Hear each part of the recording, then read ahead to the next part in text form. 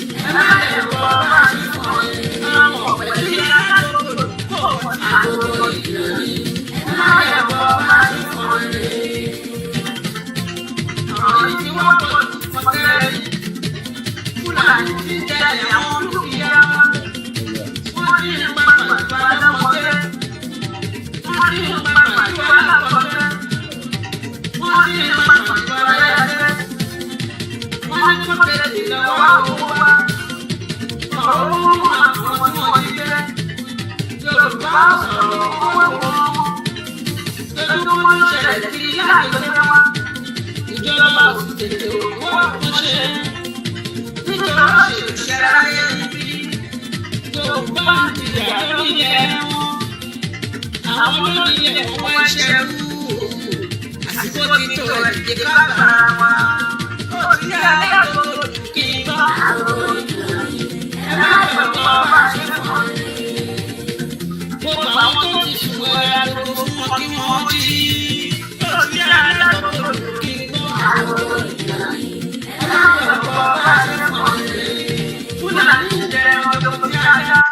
Bíyàn bá ń gbọ́ wákàtí màmá wa fi ń bá wa sọ̀rọ̀ pé agogo ìkìlọ̀ ni. A lot of people might not understand the role of the media, especially those of us that might be at home.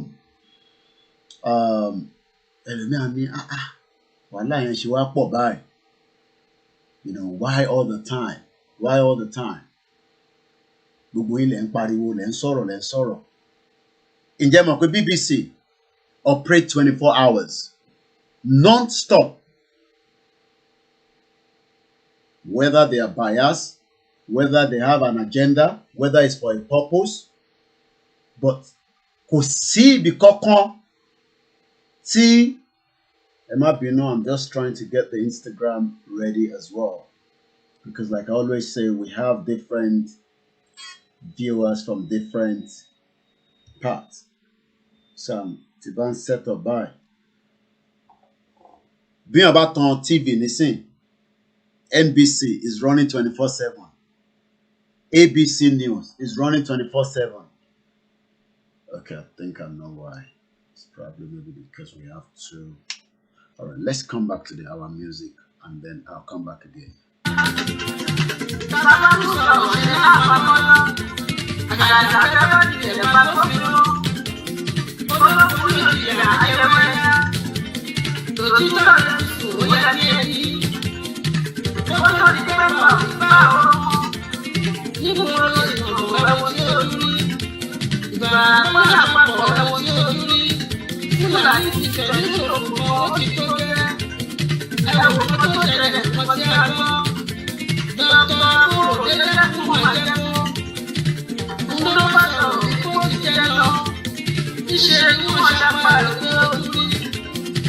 No, ṣé orin yẹn ṣé irọ́ ni wọ́n ń pa ni àbí òtítọ́ pé èèyàn tó gbé ní Germany for more than 25 years kò kú ní Germany, ó wá padà sórí ilẹ̀ bàbá ẹ̀, ó náà fẹ́ máa dá oko, òun ò need government support, òun ò need government assistance, òun ní owó tòun, òun fẹ́ máa fi ṣe iṣẹ́. Kí n play, kí n rewind orin yẹn díẹ̀, ó ní ibì kan tí mo tún fẹ́ lò níbẹ̀. Ẹ jẹ́ ká padà sẹ́yìn díẹ̀, and let's bring the screen of that as well for the benefit of those of you that probably maybe sometimes ẹ̀yin náà fẹ́ lọ máa gbádùn ẹ̀ ká máa fi ṣíra wa lọ́kàn ni.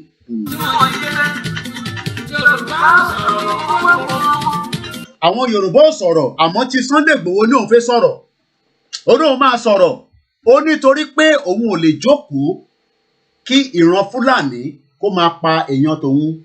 Àwọn kan ní ẹ kò bá dúró sí ti Fúlàní yẹn, ẹ bá má tún jẹ́ kó dá sọ̀rọ̀ Yorùbá nation. Bó ṣe ń bá àwọn Fúlàní jà yẹn ló dáa, bọ̀ nígbà tó ti lọ bá Yorùbá nation, òun ló kó bá. Ṣe rọ́rọ̀ dẹ̀, ṣe rí ọ̀rọ̀ òmùgọ̀, because èèyàn tó ń sọ pé wọn ò fẹ́ jẹ́ kó pààrọ̀ òun tó ń bá Fúlàní jà, ṣé àti mọ̀ pé federal government ní Fúlàní àbẹ́yàn ẹ máa ní ẹ̀mọ̀. Mo kí gbogbo wa pé ẹ káàsán. Ẹlòmíà ní kí ni wàhálà ṣe wá pọ̀ tó yìí, tí bá tan TV mi nísìn 24 hours Al Jazeera wọ́n ṣiṣẹ́, RT ìyẹn ni bẹ́mi bá gbé débì báyìí nísìn, tó bá máa fi dọwọ́ ọ̀rọ̀lẹ́ ẹlòmíà píkẹ̀, tó bá máa fi dọwọ́ alẹ́ ẹlòmíà píkẹ̀. Ọ̀rọ̀ Yorùbá òun ṣe ń ta máa ní ká sọ ní 2 o'clock, ká sọ ní 1 o'clock. No, it has to be a 24 hours conversation so that kí etí àwọn tí ó ti di kó lè bá là. Nítorí. Good afternoon to you, Joshua. You fixed tube. Welcome on board. Ṣé rí àwọn mídíà tẹ́ ń rí yẹn, àwọn náà ní agenda tiwọn tó fi ń promote whatever they believe in. Bí yàn bá wo RT, ìgbésẹ̀ tó ń gbé ó yàtọ̀ sí tí CNN ń gbé. Bí yàn bá lọ wo France 24, wàá fẹ́ sọnù nítorí pé ò ní mọ bí táwọn fi sí. And that is why the Yoruba awareness campaign is a 24 hours on the clock. And some of us have put it as a mission that must not fail. Because we have all the time. Ẹ má máa bi mí pé wàhálà tèmi ṣe pọ̀ báyìí. Èmi ti serve Queen for more than 23 years. 23 good years ni mo fi ń san tax fún ìjọba ìlú yìí. Torí pé bí ṣe dé ìlú yìí mo ti láti bẹ̀rẹ̀ sí ń faṣẹ́. Faṣẹ́. And send owó sílé. And try láti make sure pé àwọn èèyàn wa I lift wọn out of the poverty. But bá ṣe ń lift wọn government ń fà wọn wálẹ̀. Ṣé ojoojúmọ́ kọ́ ni wọ́n ń pààyàn, wọ́n ń jíyàn gbé ló ń ṣẹlẹ̀ lágbègbè wa? Ṣé ebi ò pààyàn lágbègbè tiẹ̀? Ìbéèrè ni I'm just asking a question. Thank you very much, Joshua. Morimbe Abiba Biodun Myers Gold. Welcome back again. Femiola Oyade, a very good afternoon. Cosmo, good afternoon. Timmy J, good afternoon. Kemi Fashola Ayo Alabi, and the 30 people that are watching. Azan Mokibuboa, Oluwatobi Deborah Tiftilope, Adepoju Temi nìkan. Bí yàn bá tan tẹlifíṣàn ní Amẹ́ríkà, wàá fẹ́ máa béèrè pé ṣé wọ́n ní nǹkan mìíràn sọ ni? Agenda tí wọ́n nìyẹn. Àná nísìn wọ́n celebrate Big Brother. Ọ̀sẹ̀ report divert mind àwọn èèyàn. Ẹ̀ tó lówó gan sanwó fún Big Brother. Ẹni tó win wọn ló gba 90 million. Èèyàn kan náà ni o. Kò mí pé gbogbo Nàìjíríà ló máa come out o. Thank you very much, Michael. Who is the source of information on how DSS got to know there were 6 AK-47 in the house of Igboho? There were never 6 AK-47. That's the wrong information you're putting out there. Orí ẹ̀ gbálẹ̀, Michael. Orí ẹ̀ ó gbálẹ̀. Ṣé ìwọ ló kó AK-47 sínú ilé chief Òmùgọ̀? Ṣé ìwọ ló tọ́jú ẹ̀ pamọ́ síbẹ̀, Michael Fábánwò on YouTube? Ṣé ìwọ ló bá tọ́jú ẹ̀ tó fi mọ̀ pé source information ti DSS fi mọ̀? Even the professor Wọlé Ṣóyínká says ẹ wọlé èèyàn lóru, ẹ wá ń sọ pé ẹ bá bọn níbẹ̀, ẹ bá irinṣẹ́ níbẹ̀. That's cock and bull. If you don't know that, go and Google it out and then you will see it there. Cock and bull. Stupid individuals come on the program and just be talking nonsense. Ṣé wọ́n ló bá tọ́jú ìbọn sínú ilé? Wọ́n wọnú ilé pẹ̀lú machine gun.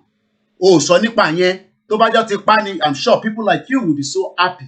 Àìmọye àwọn tí wọ́n ń dùn pé kọ́ tẹ̀ pa Chief Sunday Igboho. Tó bá pa gan sẹ̀, so inú alẹ́ dùn. Òfin pé tó bá wá pa Yorùbá nation gan wá dákẹ́. À ń bọ̀sibọ́sí. What was reported in the paper? So if DSS is telling you that they found gun in Chief Sunday Igboho, ṣé ìwọ wà níbẹ̀? Ṣé àwọn ṣe fún wa ní CCTV image? What happened in that house? Ìbá wà ní CCTV níbẹ̀. DSS ò ṣe release CCTV yẹn. Ká mọ ẹni tó níbọn nínú ilé àtẹni tó kó bọ̀ wá báyàn nínú ilé. DSS ò ṣe fún wa ní CCTV yẹn. Why did they cut away the CCTV? And these are the Yorubas that we are dealing with as well. We lost 2 individuals. Wọ́n pààyàn méjì, wọ́n gbòkú lọ. Àsọ nípa yẹn, DSS wá. Wọ́n show àwọn nǹkan tí wọ́n kó nínú ilé. Wọ́n sọ nípa owó tó jí nínú ilé.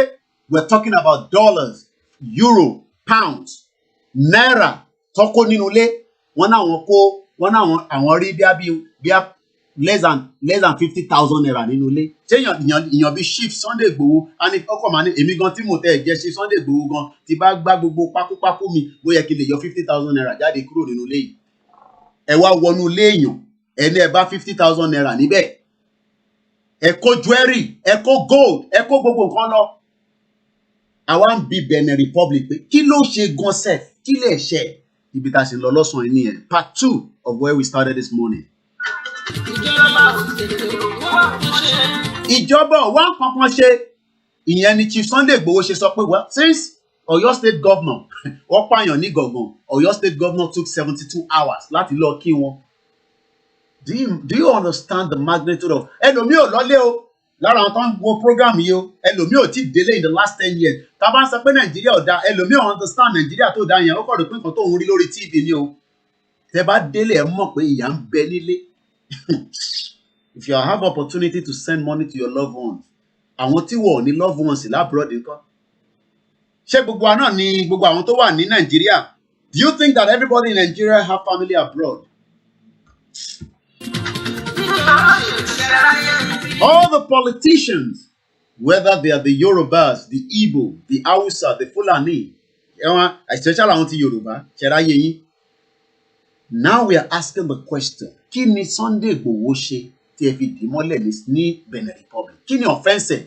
Because already, even in Nigeria, he has won outright. Moriembe Timitope, okay, good afternoon. Shubomi Teslim Alaba, good afternoon. Wọ́n ní release CCTV yẹn. Káwọn release CCTV yẹn. Ká wá wo kí ló ṣẹlẹ̀ gangan nínú ilé yẹn. Àtẹni tó ní wọ́n bá bọn nínú ilé àti DSS tó náà wọ́n rí bọn nínú ilé. Kó show wa ní CCTV.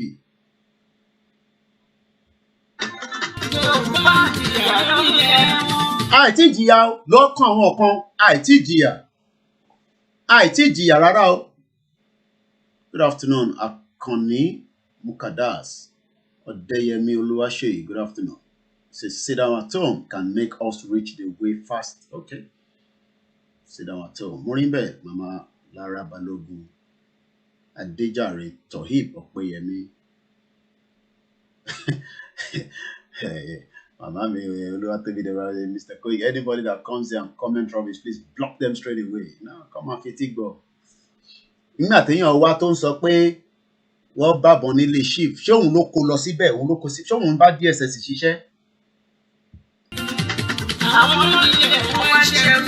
Àwa la nílẹ̀ ẹni tó ń sọ̀rọ̀ yẹn náà ó bá bí abroad ló wà tó ti tó àná òní ó lè náà I have a degree wá ń ṣọmọdọ̀ fún àwọn òyìnbó àwa ọmọ aládé à ń ṣọmọdọ̀ fún ẹ̀rọ fọmọdọ̀ là ń ṣe fún òyìnbó àkànní ní choice ni we don't have a choice torí tá a bá ní choice ni àtẹ̀ láti wà labroad in the first place.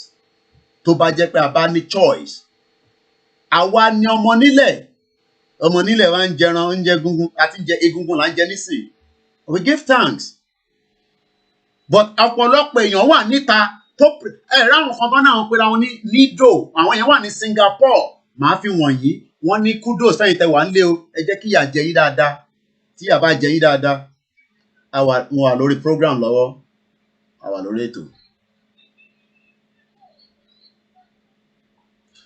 So wọ́n ní àwọn èèyàn wà ní Singapore ẹ mọ̀ pé tó bá jẹ́ pé Nigeria was good ó yẹ kí a ti kọjá stage Singapore. Olúfẹ́mi Ṣógbẹ̀sán, good afternoon. Ṣọlá Rido, good afternoon. Welcome those of you on Instagram. Àmọ́ tó ṣe Twitter lórí software yìí is not going anymore so but we will just manage all the platforms that we have. Ẹ jẹ́ àgbọ̀ díẹ̀ sí. Ṣé àsìkò tí tó after 107 years Ìgbòho ní àníṣe ìyàtà ti jẹ́ ti tó 61 years of what? Nothing to write home about. Ajao Kamoluddin, good afternoon, sir. 61 years of what? Don't pay time ní àwa lórí something that a ní àwa lórí ètò àwa lórí program. Hello.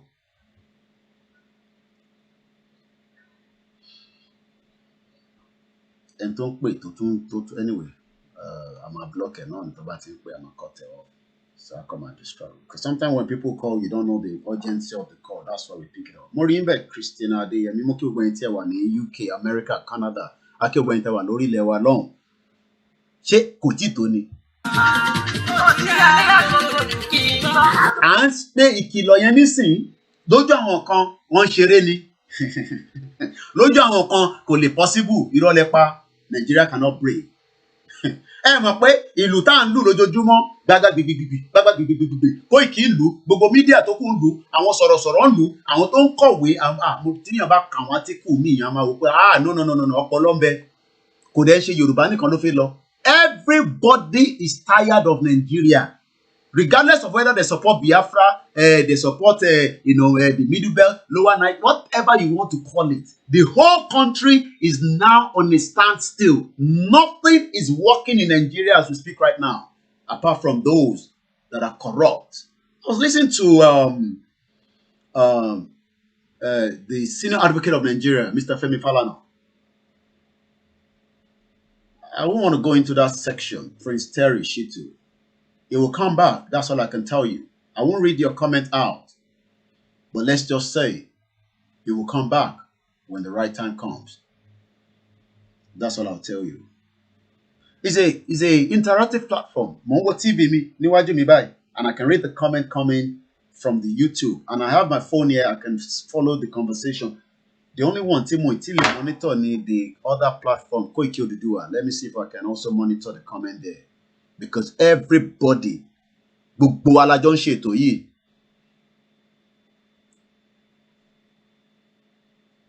Oh yes, you're right, Michael. We need accountability for the 2 people that died. But let them give us the CCTV. Ẹ rí pé tá bá gba CCTV yẹn, gbogbo tí olúkálùkù fẹ́ mọ̀ àtẹ̀ntẹ́ fẹ́ mọ̀ àti babaláwo tó náà gbé wá àti àwọn mélòó lọ́wọ́, everything will be clear crystal in that CCTV. But they took the CCTV away. Wọ́n mú lọ, wọ́n gbé CCTV yẹn lọ, wọ́n gbé sílẹ̀. So táwọn bá wá jẹ́ pé nǹkan gidi làwọn wá ṣe ni, kí ló dé táwọn gbé CCTV yẹn? Àwọn ṣe gbé CCTV yẹn sílẹ̀. Why take away the CCTV if truly they came for a good mission? But they came for the purpose to kill Chief Sunday Igboho. Ọlọ́run ló fún wọn ṣe níjọ́ yẹn. Ọjọ́ burúkú ọjọ́ tá à ń sọ yìí.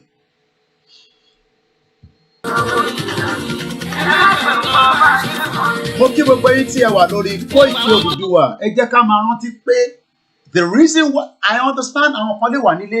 Ẹ má bínú ẹni fi nǹkan fi hold the phone yìí láti máa ka comment. So I need the water to just hold. We're gonna start the program in just about a few minutes.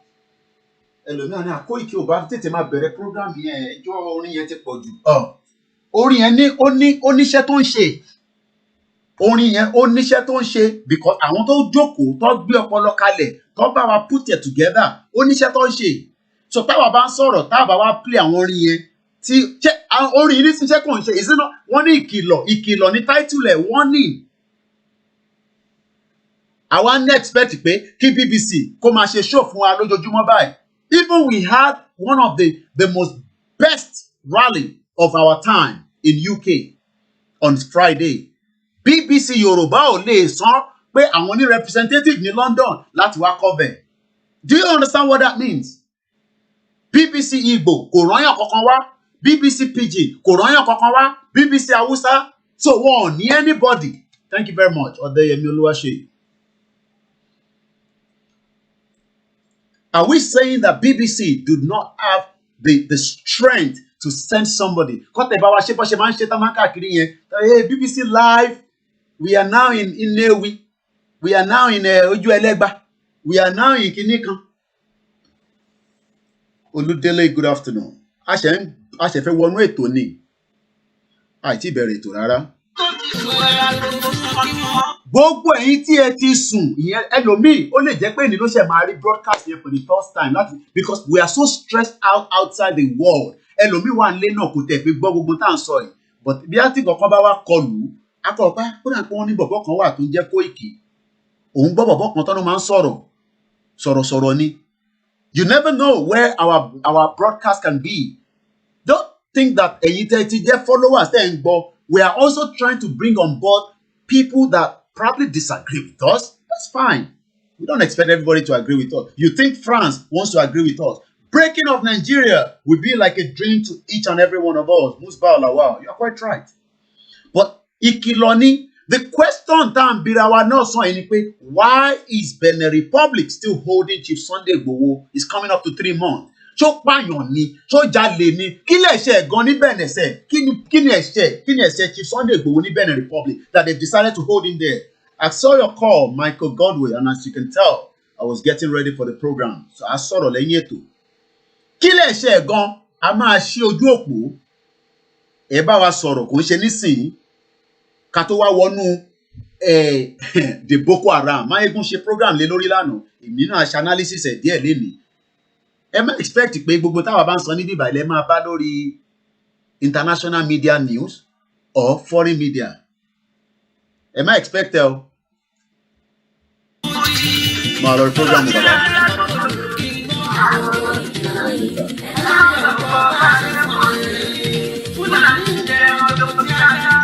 Bíyàn bá dá oko àbẹ́ mọ̀ èèyàn bá dá oko nísìn Fúlàní á dẹ̀ rán màálù síbẹ̀ wá dẹ̀ jẹ́ gbẹ. Bó bá tún sọ á wá gé ẹ lọ́wọ́ o máa náà rí fídíò yẹn rí. Ẹ mọ̀ pé fídíò yẹn tó gé lọ́wọ́ yẹn lára àwọn tí a rán níṣẹ́ òun ló lọ bá wa mú fídíò yẹn wá kó tó di pé gbogbo wa bẹ̀rẹ̀ sí rí fídíò yẹn. Ó ń lọ káàkiri bẹ́ẹ̀ ni ẹlòmíì tó gé lọ́wọ́ tí wọ̀ lẹ́yìn tó máa bá wọn promote ẹ̀ tó máa bá wọn gbé jáde. Ẹran ti máa ń tọ́ gé lọ́wọ́ tó fẹ́ bá wọn jà wọ́n fi àdá tó mú tó ti rẹ wọ́n ṣá ní ọwọ́ yẹn kò lè fi ṣe nǹkan kan mọ́. Bí yàn bá sọ fún àwọn bàbá yẹn náà pé ẹ máa gbáradì àwọn náà ní kan ta lè fi jà nítorí máa ń sọ nìyẹn.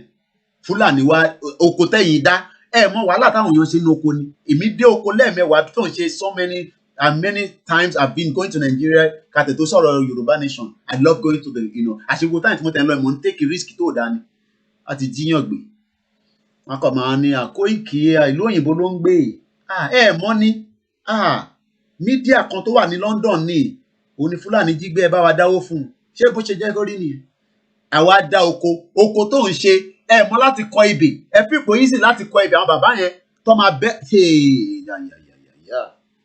wọ́n wá dá oko yẹn tán oko wa máa yọ àgbàdo àwọn wa kó màálù wá dá màálù síbẹ̀ wá jẹ gbẹ́ tó bá sọ̀rọ̀ wá yìnbọn fún ẹ. You think most of the farms is like Europe where you can quickly call somebody ta ló fẹ́ pè? Because nígbà tẹ́mi lọ́lé most of the times tí mo lọ ní some few years back mo ń bi wọ́n pé internet mo ní no kò tẹ́ ṣe mo ní network kò dé bíbá yìí because I wanted to do a live broadcast from that farm tí mo lọ nígbà yẹn ní Kọ́bápẹ́ l'Abẹ́òkúta. I wanted to do a live transmission. Àwọn ní network kò dé bíbá mo ní so kí ló tí nǹkan bá wá ṣẹlẹ̀ àwọn ní wọ́n á tètè gbéyàn sórí ọ̀kadà wọ́n máa gbéyàn lọ sínú inú ìgboro padà ìgboro tá a dẹ̀ ń sọ yìí kò bẹ̀ maybe about 40 minutes drive torí pé títì ò ń ṣe títì ẹlòmíì ò mọ ilé ṣẹ́rí kéékèèké tẹ̀ ń rí lórí TV yẹn kò dàbí pé kí ìwọ náà mójú ẹ lọ ìyẹn mo ṣe sọ láàárọ̀ yìí ẹni bá ní àgbìyànjú ìwọ náà ra tíkẹ́ẹ̀tì lọ Nàìjíríà. Tó bá sọ̀rọ̀ wá fa ìbọn yọ wá fi ìbọn fọ orí ẹ. Thank you very much Fatai Ogunmefun. Tó bá wá pe ọlọ́pàá ẹ rí ó dà ń porí bàbá wa heritage ni mo ti ń wò lálẹ́ àná. Ẹ mọ̀ pé wá different source la máa ń ní different videos. Well, we hope the lawyers will be asking that question back to Benin Republic. Kí ló ń ṣẹlẹ̀ gan? Kí ni bàbá yìí ṣe náà? Tá bá máa fi ka 16 days from today ó máa pé 3 months July 20 nìṣẹ̀lẹ̀ yẹn máa ṣẹlẹ̀.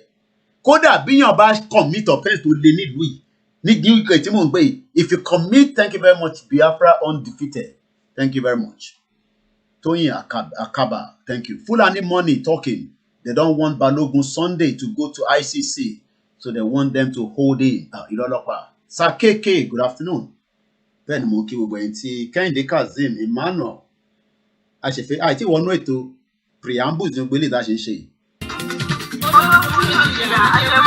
Bó bá pe ọlọ́pàá if you happen to call any security operatives in Nigeria today that your farm cattle herders that are terrorists because they are terrorists have managed to put their cow on your farm and they've eaten they'll say you better even negotiate with them to get out from there before they kill you. And I'm not talking about the police is going to... People don't even understand that there's nothing called security in Nigeria. You think you will call a police or army? Good afternoon, Michael Ade. You think you will call them and they will come down on your farm? Adiola Latishe, good afternoon. You think that you will call them and they'll come on your farm to come and... Oh, people that be abroad, tí wọ́n gbé tó máa pọlọ́pàá nísìn, tí bá pọlọ́pàá nísìn, ìgbà máa bèrè lọ́wọ́ mi tí bá pe 999. Fire, ambulance, or kí ni kẹta? Ambulance, fire, àbí ọlọ́pàá. Don't even compare anything of such. I'm being honest here. Don't ever let those politicians, our governors, tell you that they've set up a security somewhere and you can make a phone call. The question is, Kini Chief Sunday Igboho ṣe ibẹ̀ là ń lọ lọ́sàn-án yìí. What is his offense? Tefi Dimusi Benin Republic. Chris Marks, good afternoon. BBC wọ́n rí broadcast kankan pick ní London. Ẹ̀yin wá ń sọ pé ẹ̀yin wá expect bí nígbà tí local BBC kò gbé rally tá ṣe, but ó lè sọ fún wa pé Tinubu wà ní London. Àbẹ́rẹ́ pé BBC gbé pé Tinubu wà ní London. BBC was able to tell us Tinubu is in London, but they never told us that we had a rally here in UK.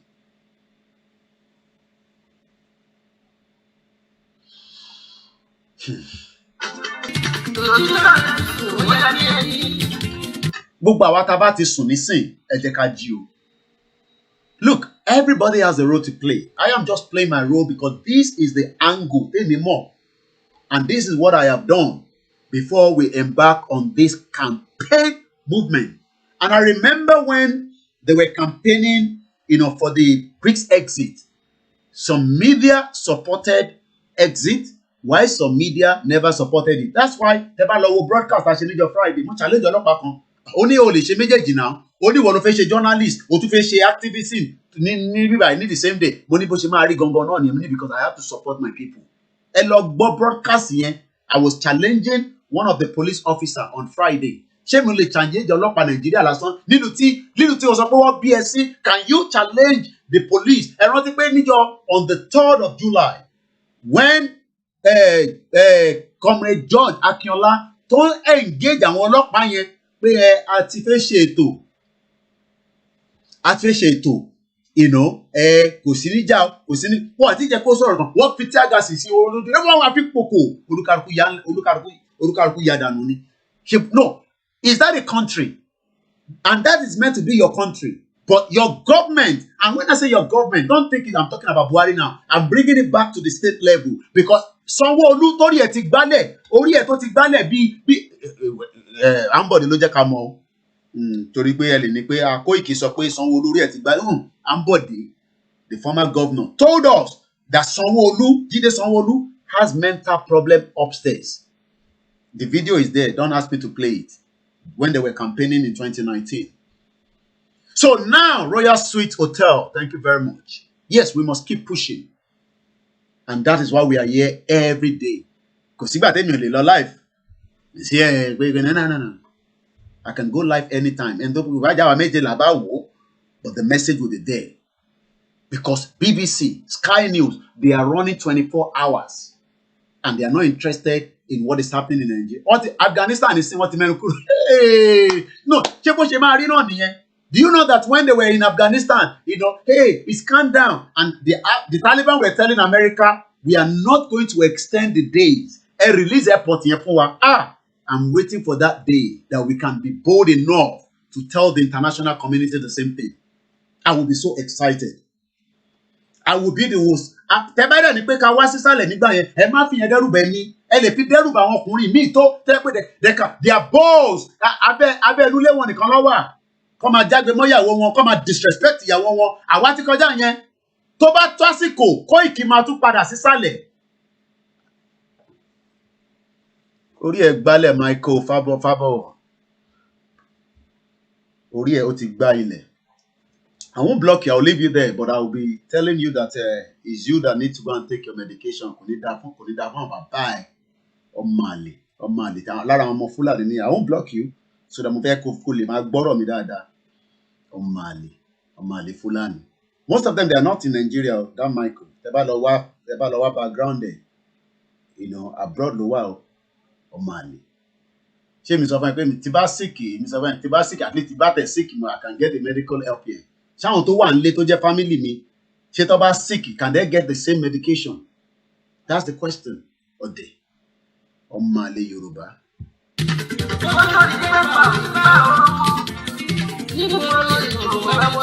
Ẹ wo ohun tó ṣẹlẹ̀ ní Ìgàngán. They were making their way back from Ekiti. I can remember vividly well. And the message was popping out. Bẹ́ẹ̀ni. tèmi bá ní medication tí mo ní láti lọ lò bàbá àti ìyá ẹ̀ náà láti lọ lò medication ọmọ àlè. Ní Ìgàngàn ẹ lọ wo ohun tó ṣẹlẹ̀ ní Ìgàngàn, èèyàn á máa sunkún ni nígbà téèyàn abiyamọ tó gbé ọmọ tó ti sun nínú ilé tó gbé jáde. Ó yẹ kí Nàìjíríà kó gbiná ni. Ó yẹ kí Nàìjíríà kó gbiná ni. A ní sùúrù ẹ̀yà àwa ọmọ Yorùbá. No. Ṣẹ́rí tí wọ́n dánwò fún wa yẹn tó bá jẹ́lẹ̀ Haúsá ló ti dánwò ni wàláì tàláì símọ́bìlá ìlàsíláwà ìlú yẹn àti gbiná. Wọ́n gbé odindi ọmọ kókó jáde tí wọ́n dẹ̀ ti bọ́n nínú ilé, wọ́n dẹ̀ gbé jáde láti inú yàrá yẹn, wọ́n wá take picture ẹ̀, ó wá lọ social media, àwa rí nǹkan kan ṣe sí, inú ò wá bí wa. Ẹni tó bá jẹ́ ọkùnrin lásìkò yẹn bá tún tó, àní ká tún jọ pàdé nílé. Ṣèbí mo sọ fún yín pé ká pàdé nílé. They don't have the balls. Àfikọ́ jókòó kó máa kọ kọ́mẹ́ǹtì sórí irú Michael yẹn nísìnyí, bàbá ra tíkẹ́ẹ̀tì fún pé kó níṣó Nàìjíríà nísìnyí, ó lè máa give excuse. It's my work. I can't leave my work. I can't go out of my work. It's my work. It's my work. Iṣẹ́ tó máa ṣe pẹ̀lú òyìnbó tó yẹ pé bí kan bá ṣe é pẹ́rẹ́, wọ́n máa gbá ẹsẹ̀ ìgbẹ́ kan máa wẹ́ lòmíì ní tó máa represent ẹ̀. Ẹ mọ̀ pé gbogbo àwọn tó ń ṣiṣẹ́ nísìnyí, òyìnbó tí ń wá, òyìnbó tí ń wá àwọn tó máa fi represent. Bẹ́ẹ̀ni mo ní block ẹ̀, mo fẹ́ kó máa gbọ́ ni, kò ní da fáwọn tó bí ẹni mo sọ, torí ọmọ àlè nìyẹn tó ń sọ pé ṣé mi ti lo medication, ọmọ àlè làwọn tó bí ẹ mi ni mo sọ bẹ́ẹ̀. Tó bá dẹ̀ pé ó rú ẹ lójú ni pàdé mi ní anywhere ní UK, èmi ò bẹ̀rù. Tó bá dẹ̀ pé Nàìjíríà ni ká tó pàdé Nàìjíríà, ìwọ tó lè kúrò nílùú tó wà, wọn ní balls. Mo sọ fún yín last year pé pàdé mi Koiki ní Nàìjíríà, fún mélòó ní ló wá Nàìjíríà, èyí tẹ́ ní balls. Mọ tẹ́ ń bá fà, mo sọ fún yín pé British gan á gbọ́ wẹ́wẹ́wẹ́. Níṣẹ́ election ni mo sọ, ẹni mi ni mo sọ, ẹ tún kọ déètì mi sílẹ̀. Ẹ rò pé mò ń ṣeré ni. Ẹ jẹ́ àmà ṣàwọ̀ awareness wa lọ́nà. Anyway, very good afternoon, and let's come back now to the reality of the program. Èmi ò ní block ẹ̀, and I'll tell my backend team, come on, ní block ẹ̀, ìwọ ló máa sá kúrò nínú broadcast lọ́sàn-án yìí. Ìwọ Michael tó wà lórí YouTube yẹn, ìwọ ló máa sá lọ. Àná àwọn tó bí ẹsẹ̀ kò ní da fún wọn, torí pé ọmọ àlè nìyẹn, torí tó o bá ń ṣọ́ ọmọ àlè ni wàá wá sórí show tó o fi gbọ́ nǹkan tá à ń sọ. Ṣé eré ló rò pé à ń ṣe ní bíbà tó ń pa àwọn èèyàn wa nílé? Eré ló rò pé mò ń ṣe ní bíbà? O rò pé mò níṣẹ́? Iṣẹ́ ni mò ń ṣe yìí. Ọmọ àlè nìyẹn. Stupid idiot. Let's come back to the reality of the program. We started this morning asking that question. Kí ni Chief Sunday Igboho gan ṣe ná? The Benin Republic decided to keep in. Ó dẹ̀ lè pàdé wa ní Glasgow, èmi àti Máyégún máa wà ń bẹ̀ níjọ́ Saturday o, kò lè tètè gbọ́ nísìn. Kò lè ra ticket, kò tí late. Èmi ti ra ticket tèmi. Èmi ò ń dẹnu pé à ń lọ Glasgow. Mo ti ra ticket mi. Ẹni tó bá fi pé bí Koiki ọ̀rọ̀ tó ń sọ yẹn, mo lè wá bẹ́ẹ̀ ní gbòòrò bí àṣà Máyégún pàdé wa ní Glasgow. Ká sọ fún ẹ pé ọmọ Ògùn state la wá. Ìtẹ́ lè ṣe Nàìjíríà fi wá ṣe dé bíbá. Ìwọ Michael Fábowó yẹn ra tíkẹ́ẹ̀tì nísìn anytime kó pàdé mi ní Glasgow, tó bá pò fi pàdé mi ní London. O rò pé ẹ̀rù ń bẹ̀rù anybody ni? Èmi ò bẹ̀rù gbogbo yín pátápátá àti gọ́ọ̀mẹ̀ntì yín àti gọ́ọ̀mẹ̀ntì bíbá. Àní sá máa tú wa sílẹ̀ lórí ìtagbé dání. A máa lé president ẹ pé wọ́n nígbàgbé láre là ń bá lọ ẹ̀. Ẹ fipá ń ṣeré ni kó sọ fún yín ní last year. Èmi ò ń ṣe ọkùnrin tó kàn sọ̀rọ̀ lórí show tó lè balls láti jẹ. Mo sọ fún yín pé ká pa ẹ ra one way ticket lèmi rà lọ Nàìjíríà, ìmí ni mo rà padà. Àwọn kan tún sọ pé kò ní ráì wọ̀n ní jẹ́ kó wọ UK. Mo ní a máa dá gbogbo ẹ̀rú ni. They are making life miserable for our people back home. Do you not understand what that means? They are making life uncomfortable for millions of our people. And people think it's a child's play. Afghanistan, no, none of the media around the world is talking about Afghanistan. Afghanistan is this, they're nobody saying anything about Afghanistan anymore. That is the hypocrite of those that we are waiting to come and rescue us. They are part of the hypocrite. Do you understand what it means? Kini offensive. Yeah, I'm back to the program. I know him very well. It's been like that since last year. Mali Yoruba ni. Mo lè máa fi make owó tí bàbá tẹ náà bá fẹ́ make owó ṣe ní kò ṣe ra laptop fún bàbá ẹ̀ àti ìyá ẹ̀ kó máa ṣe show ká lè máa dáwó síbẹ̀. Ọmọ àlè. Tó bá bí ẹ̀dá ìwọ ra tíkẹ́ẹ̀tì kó pàdé wa ní Glasgow ó lè ẹnu ló ń dán ó ṣe máa comment bí yànmùyànmù ni ẹnu ló ń dán ó kàn distract wa ni so ẹ jẹ́ ká fi sílẹ̀. Anyway, let's come back here. 3 months Chief Sunday Igboho in another 16 days. 16 days from today in the 4. Tàbá bẹ̀rẹ̀ sí ń kà 1, 2, 3, 4, 5, 6, 7, 8. 16 good days. 16 good days. Chief Sunday Igboho will be spending 3 months láì ṣẹ̀, láì pààyàn, láì jalè in Benin Republic. Even after he won the contraction government, even in that country, hands down, ló náà wọ́n ní court, hands down. Màlàmí kọ́kọ́ sọ pé òun kì í ṣe Fúlàní. Kí ló mí pé òun ṣe Fúlàní? Àwa táwa ń sọ pé Fúlàní ni ṣáà mọ̀ tá à ń sọ ni.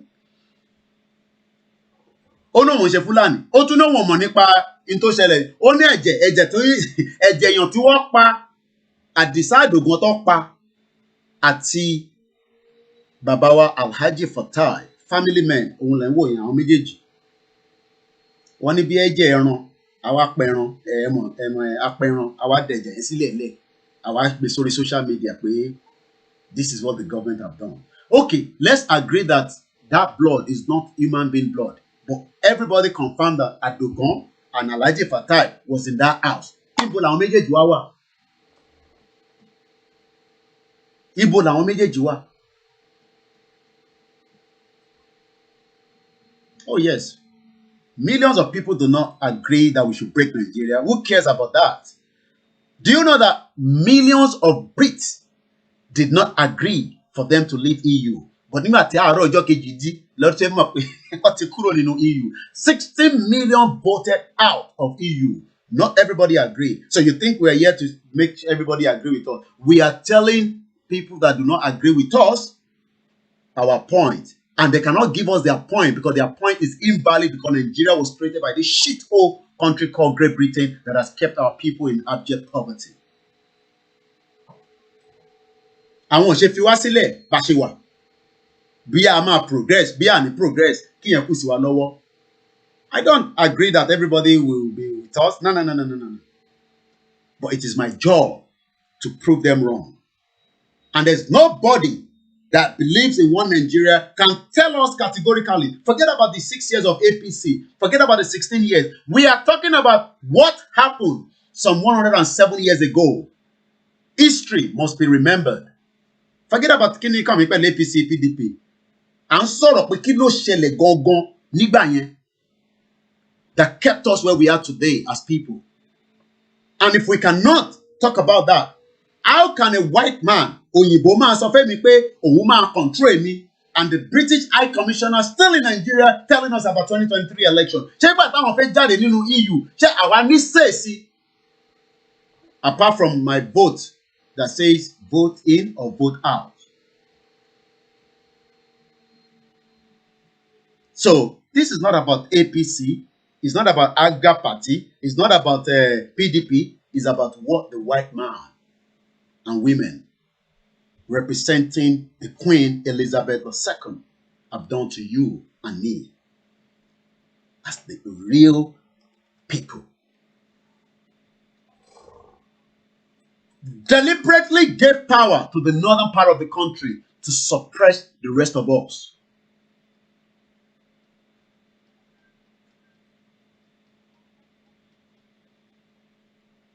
Do you understand what that means? So this is not a fight that we hate APC, we hate PDP. No. It's about that the government that we are practicing was all set up by Britain. And Britain knew what they were doing. They foresee more than us. kò ń ṣe pé àwọn tó wà nígbà yẹn náà jà, they fought hard, but you know wọ́n ní bí èèyàn méjì bá jà èèyàn kan á fẹ́ suppress èèyàn kan, wọ́n lo agbára nígbà yẹn. But we are now telling them that agbára àgbà yẹn ó yàtọ̀ sí tìsín. Ẹ̀yin wò wọ́n from the point of view pé wọ́n ní weapon, wọ́n ní kinní kan, wọ́n ní kinní kan, wọ́n lè hold wa down. But when we talk about all that, ẹ wo bó ṣe fi Afghanistan sílẹ̀, wọ́n sáré kábákábá.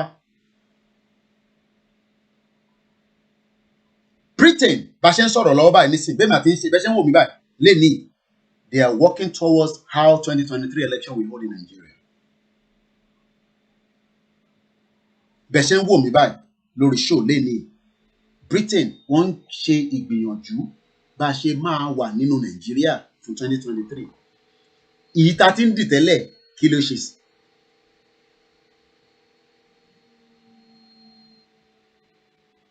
And the question then is it going to continue like this? And if it's going to continue like this, for how long? Ṣé ó dìgbà tèmi náà bá tú nírun funfun rẹpẹtẹ, ẹ̀ríkú tẹ̀ tí ń yọ rẹpẹtẹ báyìí, left and right. Ṣé ó dìgbà tí gbogbo ẹ̀ bá di grey, which will be maybe kọ́lọ́n kó fún alẹ́ mi gúngùn, we are praying for long lives, but Ọlọ́run ló nìyẹn lọ́wọ́. So who do you think that woman is representing? Each time I talk about the British High Commissioner, how they represent? She's representing the Queen of England, Her Majesty. She's 95. The Queen is 95. But the Queen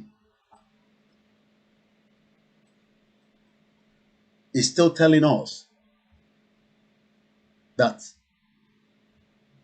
we should keep one Nigeria. Because for as long as Britain continue to tell us,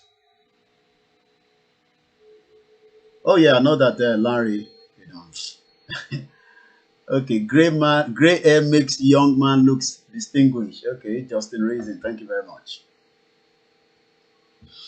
I appreciate every one of us.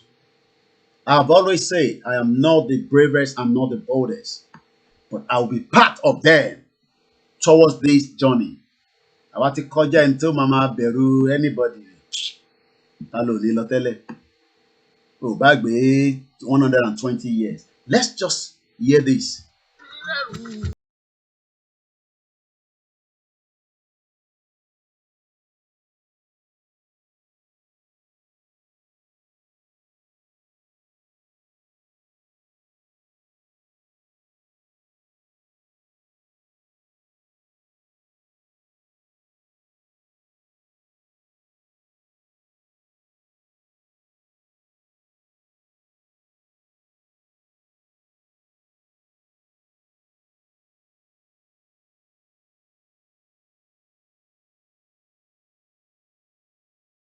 Bàbá yìí ǹjẹ́ ó ríran ni àbí ó kàn fi kọrin ni? I'm talking about the late father, grandfather, uncle to son, brother to son, Barrister Sikiru. Ṣé nígbà tí bàbá yẹn kọrin yẹn, ṣé ó rí vision yẹn ni àbí ó kàn wò pé wọ́n marginalize àwọn kan kí ní ilé ìdógun níjọ́ kan o? Because nígbà tí bàbá yẹn kọrin yẹn, I was not even anywhere near talking about Yoruba nation. The question then is, nígbà tó ń kọrin yẹn, Ìgbòho dìde, òun ní ànígbà, ẹ lè máa pa wá, ká máa wò yín, kò possible. But going to 3 months, he's been held in Benin Republic. What is his crime?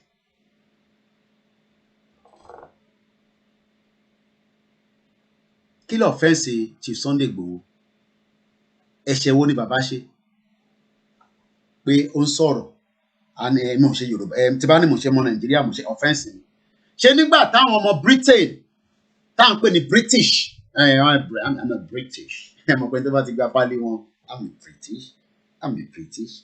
Because if it's a but do you also know that that passport has a bit of bias because what Nnamdi Kanu, what kidnapping? Do you know what it means? Rendition. Can they pick a white man, a white woman in Kenya and take it back to Nigeria or another country, and this country will keep quiet like nothing has happened with the person holding a British passport? Are you already thinking about your children that you have that same British passport? Talk about commit offense, can British condemn them there? Because as far as we're concerned now, British has literally left in the can. They get involved because in tó ń jà fún yẹn kòkòrò tí ó ń jẹ̀fọ́ ẹ bá mi túmọ̀ ẹ̀. Because what Nnamdi Kanu is fighting for was created. I laugh when people say my son, my daughter, I love them so much. Everybody loves their children. But are you thinking that if your son goes into this, they will not go into the kind of what I'm doing? Tabagba Yoruba Nation. You are not thinking in that direction. Some of our children will be brutal. And they will be brutal in the sense that Angola, Angola. I'm just using that as an example now. And they get picked up. And Britain just we are talking about Nnamdi Kanu that hold a British passport. He did not travel to Kenya with a Nigerian passport. He traveled to Kenya with a British passport. He was kidnapped, taken back. Katrina Lang, that woman, the devilish, is moving around talking about election when Nnamdi Kanu is saying that we are talking about this unity that is not working. Katrina, talk to me now. Talk to me. Come and visit me. That is the reason why I'm fighting. That is the reason why they hold me. I'm a British passport holder. Oh my God. And the question again now is, why is Chief Sunday Igboho being held in Benin Republic? Morimbe Mama Kemi Bello. Elena Morimbe. Wọ́n ní kòkòrò tó ń jẹ̀fọ́, ìdí ẹ̀fọ́ ló wà. So while we are shouting, hey, Yoruba Nation now, Britain is working towards 2023 on our behalf.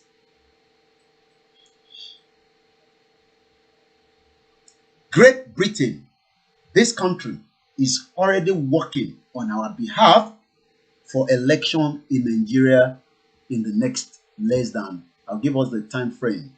We have it on our website, www.koikimedia.com. Let's look at our counter. How many days left? We're still going to discuss the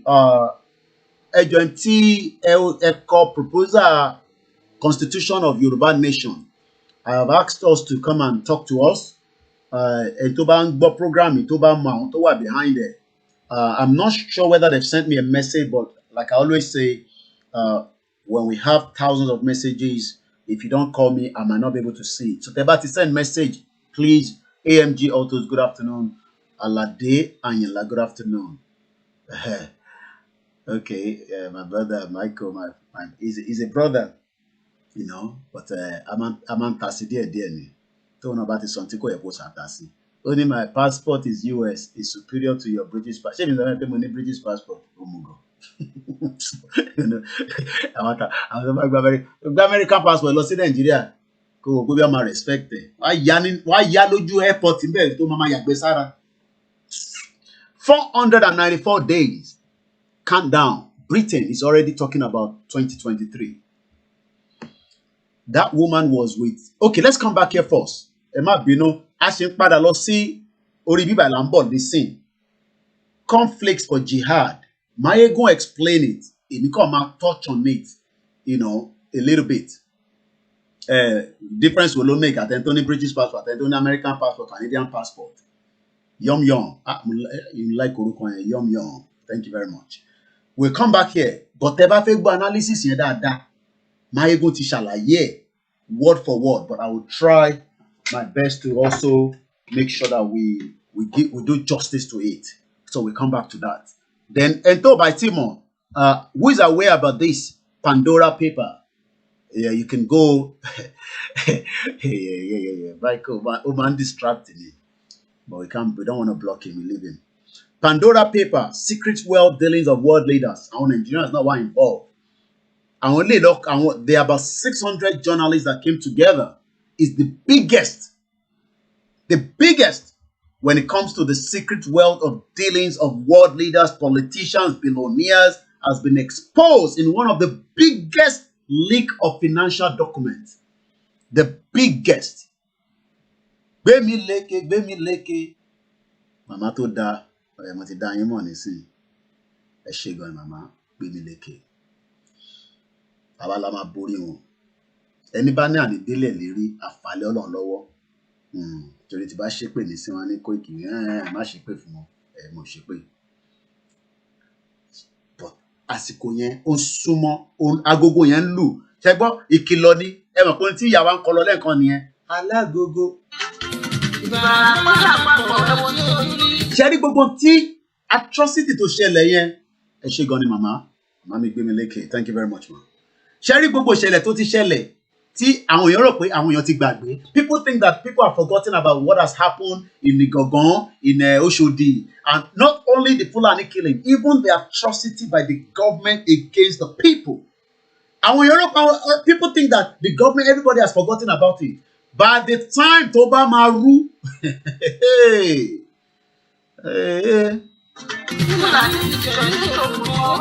Fúlàní wá ń fẹ̀mí ṣòfò. Tàbádẹ́ sọ pé Fúlàní, even àwọn Yorùbá náà ń fẹ̀mí wá ṣòfò. But àkọ́kọ́ lé akátá lọ́nà àbí bẹ́ẹ̀ ṣe máa ń sọ nìyẹn, ẹ bá ń parí ẹ̀. Because ìṣẹ̀lẹ̀ tó ṣẹlẹ̀ lÉkòó, tó bá tẹ̀ ràn wọ́n sanwó kú, tó bá rán níṣẹ́, ṣé kò jẹ́ kó sọ fáwọn ọlọ́pàá yẹn pé ọmọ Yorùbá nation ni wọ́n, ẹ ṣáà fi wọ́n lẹ̀, ẹ jẹ́ kó ṣe rally under 3 hours, gbogbo bẹ́ẹ̀ máa clear. Tàbá wá láwọn tó bá fẹ́ jà ní kẹ́kọ̀ọ́ mú mọ́lẹ̀. Wọ́n bẹ̀rẹ̀ sí mú àwọn tó bá wọ aṣọ ìjà, aṣọ tí bá ní aṣọ ìjà, aṣọ ìṣẹ̀ṣe wa, tradition wa. They were disrespecting everybody. Àwọn ọlọ́pàá wèrè. Àwọn ọlọ́pàá tẹ́ pé tẹ́ bá lọ sí báràkì wọn, tẹ́ bá flush toilet wọn. Ẹ ti ṣe ti rí lé gogoro, máa fi wọ̀nyí.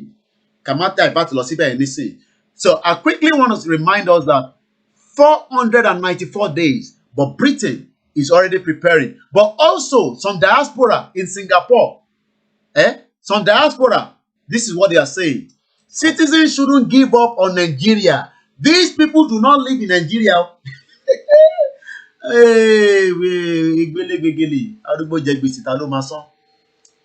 People's minds are filled with federal government atrocity. What can dúró kó erupt ni? Ṣẹ́rí àti revolution now, àti kò revolution now, àti take it back, àti kò take it back. Gbogbo ẹ̀ máa rójú papọ̀ ni. It's just people are just waiting for it to spark. Spark ni. Monike, thank you very much. Exodus 14:1-32. Samson Olani, okay. Ajayi Akin, thank you. Abisayo tèmi nìkan. Mo kí gbogbo èèyàn alájí, mo kí èèyàn alájà. Akànjí mo mọ̀ kó ti pè mí má bínú àbúrò mi tó dáa. Wọ́n mọ bọ́ọ̀lù gbá wọ̀jẹ́ kọ́ rí ṣe. Tí ó bá ti mọ yẹn kankan lè work in Nigeria. But àwọn tó wà ní Singapore, wọ́n sọ pé ìtẹ̀ wà nílé. Nido in Singapore chapter. Singapore tó yẹ pé ẹ rántí pé ẹ má bínú àní lè ṣe Nigerian Port Authority wa lénìí. Ẹ mọ̀ pé ní la máa ń ṣe, we do apologize. Ẹ rántí pé bàbá yẹn sọ fún wa ní last week pé Singapore wà lára ìlú tó ń import nígbà tí mo bí bàbá yẹn ní last week pé ìlú mélòó brings most of the container to Nigeria. And I think I wrote it down. He told us last week that Singapore ó wà lára àwọn ìlú yẹn. Àwọn ìlú tó ń gbé container wá sílẹ̀ wa. Àwọn tó wá ń gbé níbẹ̀, wọ́n sọ fáwọn tó wà nílé pé ẹ ṣe sùúrù o, it will be better, ó máa dá o. Wọ́n ní about 350 ships arrive on the Yoruba water ní every month. Mo wá ń bi wọ́n pé ìlú wo ló wà lára àwọn ìlú yẹn tó jẹ́ pé ó máa ń gbé container wá jù. Wọ́n ní Singapore ni because ọjà wọn cheap ju China lọ, fake ní ti China. Mo rí ń bẹ Olúbùnmi Olúwalẹ́yẹ. All hail our Biafra brothers and sisters. Ọlá Obembe, mo kí gbogbo yín. Ẹni tá bá dárúkọ ẹ má fi ṣèbínú. We are all carried along. So I want to wà ní kíní nìyẹn o. Anyway, now I want us to quickly see this woman, the short woman devil. Àti ní bàṣà àṣìbọ̀ lórí àwọn eléyìí. Ṣẹ́rí bàbá yìí, ó ṣẹ̀kú ni o. These are the real terrorists operating from Nigeria, and that is where we're going to be talking about conflicts. Ẹlòmíì wọ́n pé what has conflicts got to do with this conversation? Àwọn ká gbé sórí program alánà lórí page wa. Some people were already, hey, Yomi, èyí la ṣe ń sọ fún yín o. Àwọn Muslim ò ní láì kọ̀rọ̀ tẹ́ bá ń sọ báyìí o. Ọ̀dẹ̀. And now you fund the terrorism in Nigeria. Àwọn gangan ni wọ́n wà behind Boko Haram. But now look at this. How many people have seen this? When I tell you that this woman, only on Thursday last week, Katrina Leang met with Governor Mukmalini because they all live in Europe. Croydon ni bàbá yìí ń gbé tẹ́lẹ̀, ó wá káàbù ní London, ẹni mo sọ bẹ́ẹ̀. Bàbá tẹ̀ ń wò yìí, Fáyẹmí. But Katrina representing her Majesty. Bẹ́ẹ̀ni, Prince Terry, à ń bọ̀ níbẹ̀, Nazco. But ẹni tó bá fẹ́ gbádùn ẹ̀ dáadáa bí ṣe ń sọ, bàbá mi Kúnlé Ṣítà ọmọ àtọjọ́ mẹ́ta. Ẹni tó bá fẹ́ gbádùn ẹ̀ dáadáa kó lọ gbọ́ Máyégún, ẹ farabalẹ̀ gbọ́, ó ṣe analysis yẹn, but èmi náà try. Ẹ mọ̀ pé presentation wa máa yàtọ̀ ni. But tí mo fẹ́ ká máa rántí ni pé Britain is preparing for 2023. That is what I just want us to put at the back of our mind. So tá bá ti rántí yẹn ká lè mọ̀ bá ṣe máa wà upset bí a fẹ́ gbìyànjú díẹ̀ sí ni or a kò fẹ́ máa sọ̀rọ̀ lórí social media or what next to do because bàbá wa ti sọ fún wa pé crisis òun ló máa dá wàhálà sílẹ̀ tó máa fi wá. So when we talk about British High Commissioner, ta ló ń represent?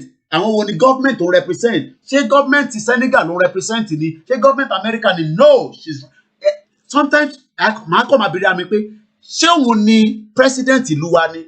Because òun nìkan ló máa ń káàkiri. Maybe àwọn other ambassador dẹ̀ ń káàkiri tí mo kì í rí.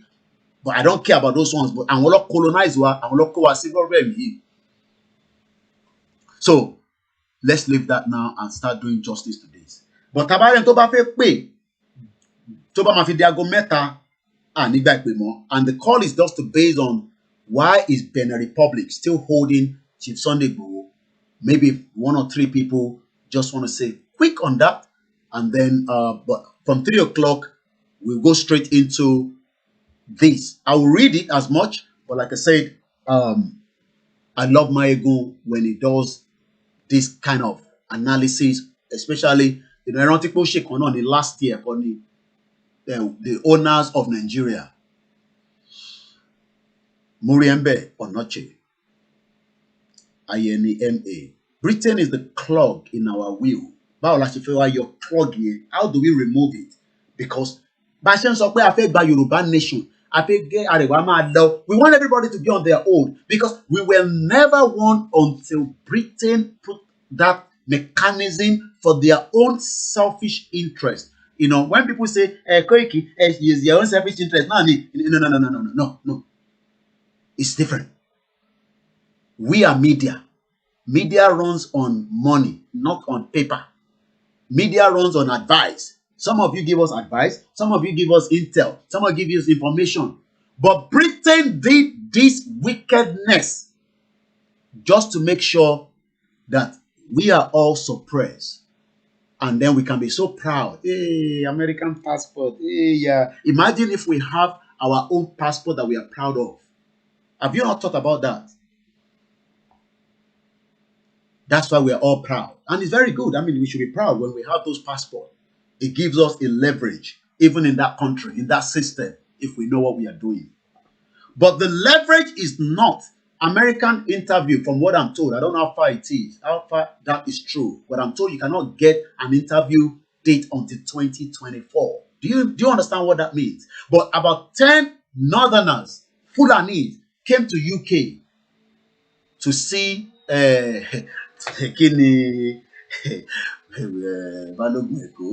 I'm still trying to just, because at 3 o'clock so that's why I'm just trying to slow down.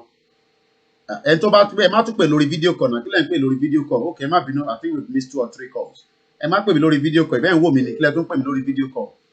So let's quickly take those calls. But at 3 o'clock we go straight into the conflicts. Ẹ káàbọ̀ sórí ètò màmá wa, ẹ bá wa fi ọ̀rọ̀ bá wa sọ, ẹ bá mute the background. Ẹ káàbọ̀ mà. ẹ kàn bá mute background yẹn dáadáa ẹ mute ẹ má pause ẹ mute kẹkọọ máa wojú mi ẹ mute lásán ni kò disturb ẹ bá mute yes mommy ẹ káàbọ̀ ma pẹ̀lú ògùn Ọlọ́run I can imagine yeah I know yeah. That's it, yeah. People were more worried when I was in Nigeria than here now, so I should go. Go ahead, mommy.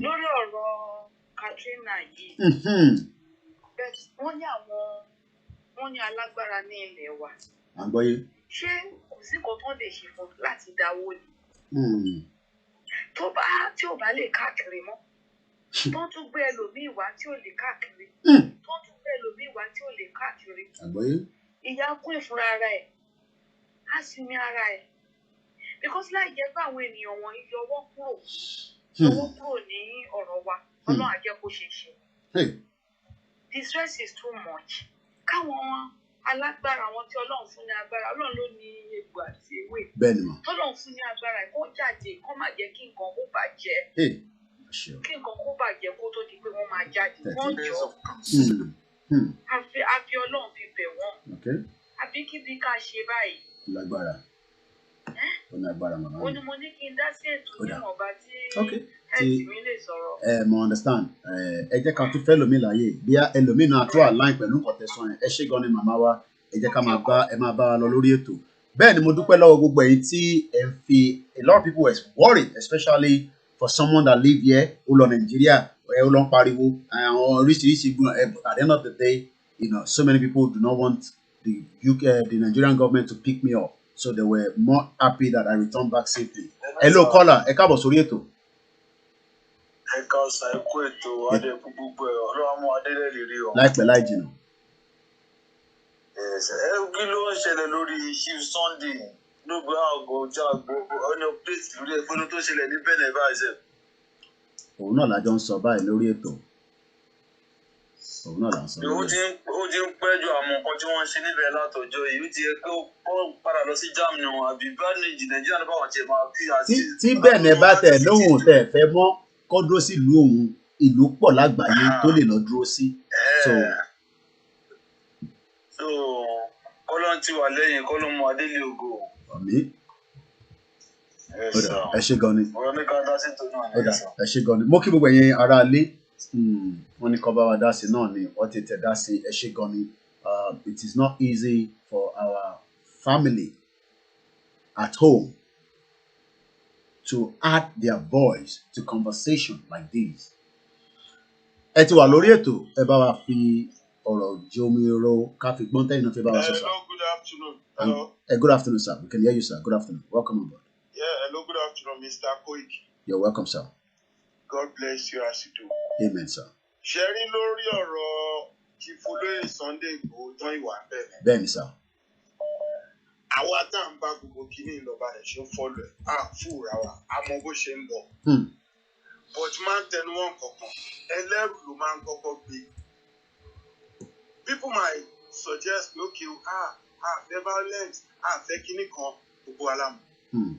But tó bá ṣẹlẹ̀ Bible Quran wọ́n ní ta bá ń ṣe yá aláwọ̀ ká ṣe yá àyàsẹ̀ bí àwọn báyìí máa sọ àtàwọn Christian.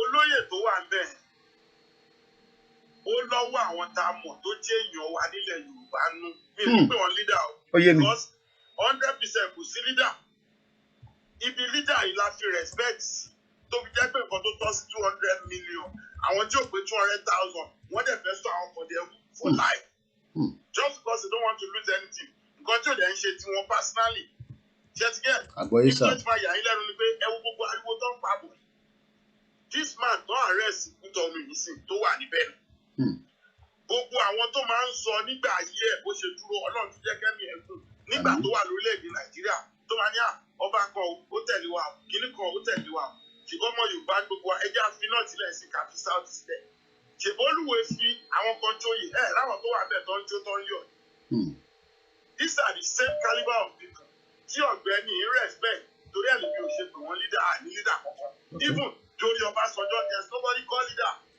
ẹja àgbàgbé ẹ̀ but àdúrà kan tẹ̀mí gbà ní pé ó violence ṣe ẹni tán báyìí tí mú ọba kan èèyàn kan tó ní kì nílẹ̀ Yorùbá kọ́ mú apá tiẹ̀ náà kankan kọ́ rí mọ́ bí kan pé tó bá ti fi olóyè Sunday Igboho sílẹ̀ wọn ò fòun náà sílẹ̀ kódà kó tí wọ́n máa là kó ṣe Buhari ló ń ṣe wá o.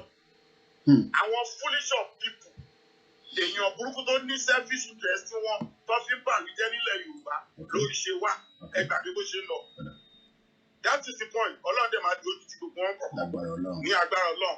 Kọ́ mo fẹ́ sọ nìyẹn. Mo appreciate. Thank you very much. Ẹ jẹ́ ká lọ sí South Africa. Mo kí gbogbo èèyàn kó mi ẹ̀yin ẹ̀gbọ́n mi tí ẹ ní knowledge jù mí lọ. Ẹ bá mi dá sí. Ẹ má fi dá èmi nìkan. Ẹ jẹ́ àgbọ́yìn o. So ẹ máa ní láti pè padà because kò gbé wá lórí speaker. Èmi nìkan ni mò ń gbọ́ yín. Èèyàn kankan ní gbọ́ yín because èmi nìkan mò ń gbọ́ yín.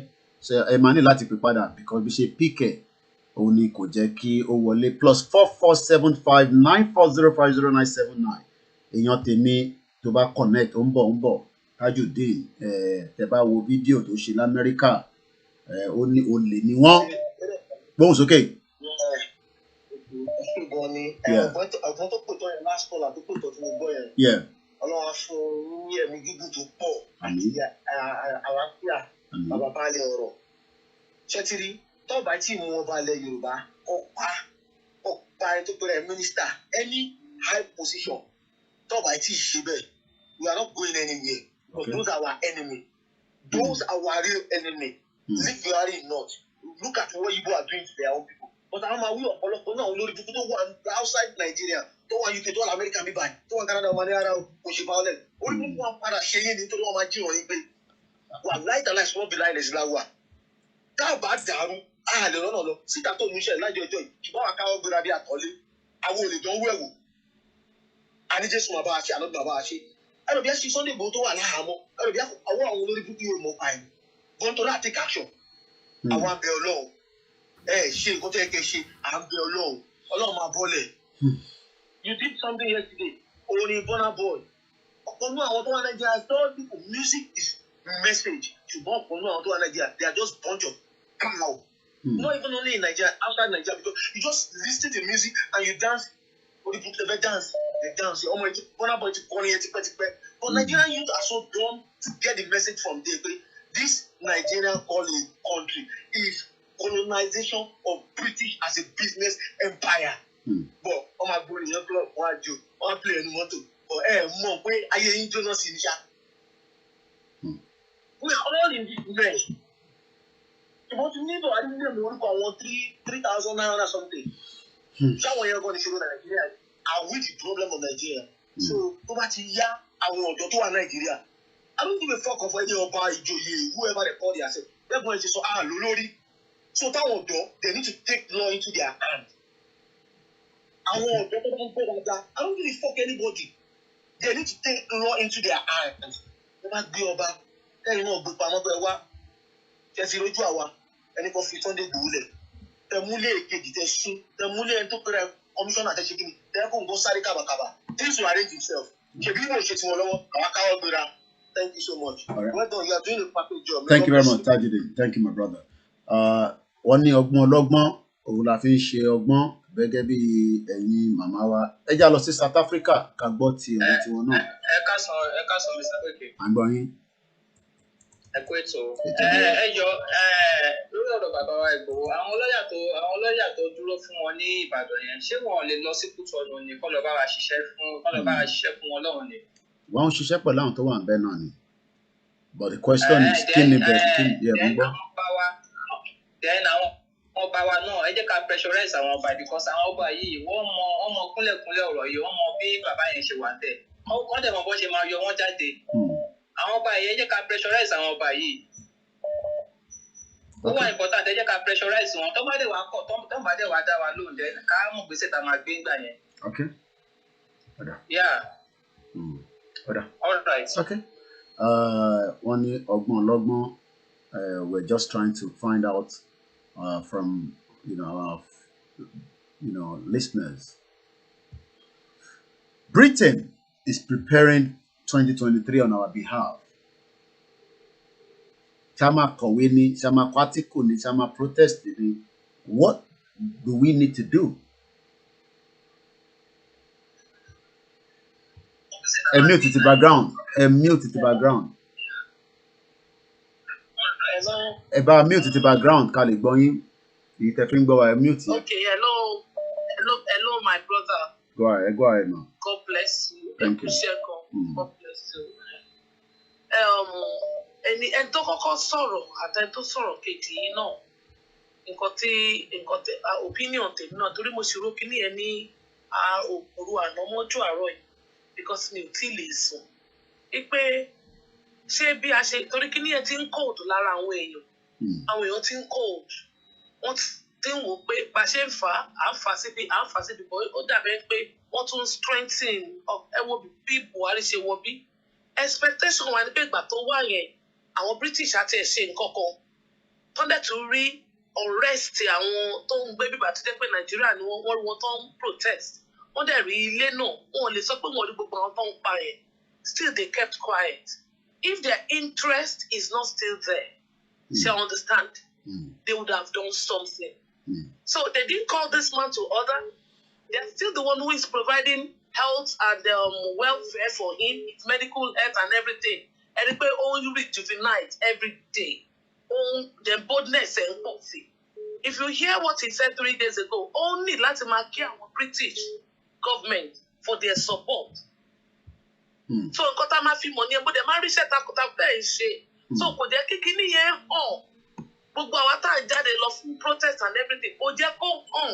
Nítorí pé àwọn people yìí gangan mi mo bá fẹ́ wọlé ti Boris lára.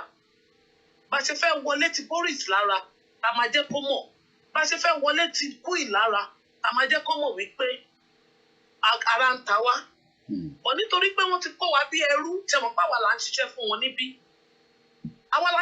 wọn níbí so wọn ò mind kí Áfíríkà má bàjẹ́ wọ́n mọ̀ nípa bí Nàìjíríà ṣe bàjẹ́ náà torí pé business center wọn ni but wọ́n ní láti máa ṣílẹ̀kùn fún wa ká máa wọlé through their system or through their schemes. Shall understand? Okay.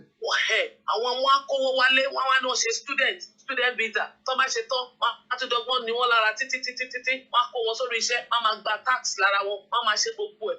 So ẹ rí i pé wọ́n fi wá ṣẹrú nílé àwọn tó wà nílé tó ń sábọ̀ níbi torí pé kò sí security wọ́n tún wá ṣẹrú yẹn níbí náà. Ara dẹ̀ ni àwọn èèyàn tó wà níbí náà. Náà lórí bàbá ẹ ti rí pé ọ̀nà àárín àwọn British yẹn bá ṣe máa wọlé ti Boris lára. Táwọn ò ní jẹ́ kó sú àwọn tí àdẹ̀ní jẹ́ kó rẹ̀ wá then tí a máa fi mọ bá ṣe mi ò mọ petition tá a máa gbé sílẹ̀ tó jẹ́ pé queen gangan ni petition yẹn then thank God for your life you are so bold people might be saying pé àbóyá ọmọ ìkéré you are not ọmọ ìkéré Ọlọ́run really fún yín ní ọgbọ́n àti strength yẹn ni the ability is so much for you so and if we see people like you we will continue to follow you. But more encourage àwọn tó kù kọ́ má jẹ́ kó rẹ̀ àwọn. All the Nigerians in the diaspora they are not happy about the state of Nigeria. That we are always crying day and night. We don't know where our families are. That we should not relent. When they call us for any meeting, we should try and come out. It is not come tá à ń gbà kò lè solve kí gbogbo wa ká jáde. Ìyẹn ní tẹ́ lórí ọ̀rọ̀ bàbá Chief Igboho máa yẹn ara ni wọ́n níbi tán wà ṣùgbọ́n jẹ́ kí n sọ fún yín ọwọ́ Ọbásanjọ́ wà níbi tí máa yẹn wà ọwọ́ Ọbásanjọ́ wà níbẹ̀ èmi gbọ́ from one person ni bóyá tí mo bá pè yín separately máa sọ fún yín ọwọ́ Ọbásanjọ́ wà níbẹ̀ ọwọ́ àwọn Yorùbá yẹn wà níbẹ̀ nítorí pé tí wọ́n bá jẹ́ kí máa yẹn lọ kò yẹ yín wọn ò ní lè ṣe election wọn ṣe mọ̀ pé kò pẹ́ tí Ọbásanjọ́ dé láti Cotonou only one Nigeria is still standing. So nǹkan tó ṣẹlẹ̀ ni nǹkan tó ń bá dẹ̀ sọ òun làwọn báyìí náà ń sọ òun ló ń ṣe statement káàkiri. So tírú gbogbo àwọn àwọn generals wa past generals yẹn dàtàtọ̀rú Ọbásanjọ́ yẹn irú Tinubu yẹn tó bá gbé wọn wálẹ̀ tó délẹ̀ gangan ẹ rí i pé ọwọ́ wọn bọ̀ because àwọn sì ń 2023 yẹn. Okay.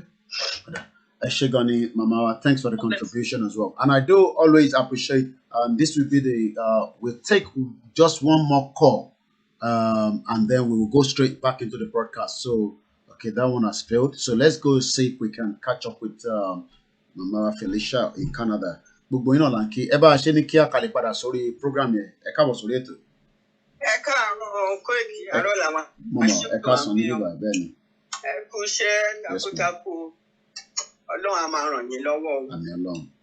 Ṣẹ̀rí ní ti ọ̀rọ̀ bàbá wa Ìgbòho tí ẹ̀ ń sọ. Bẹ́ẹ̀ ni mà. Eastern tábà jí báyìí tábà rí pé kò sí any good news ó máa ń bàyàn nú jẹ́ púpọ̀ púpọ̀.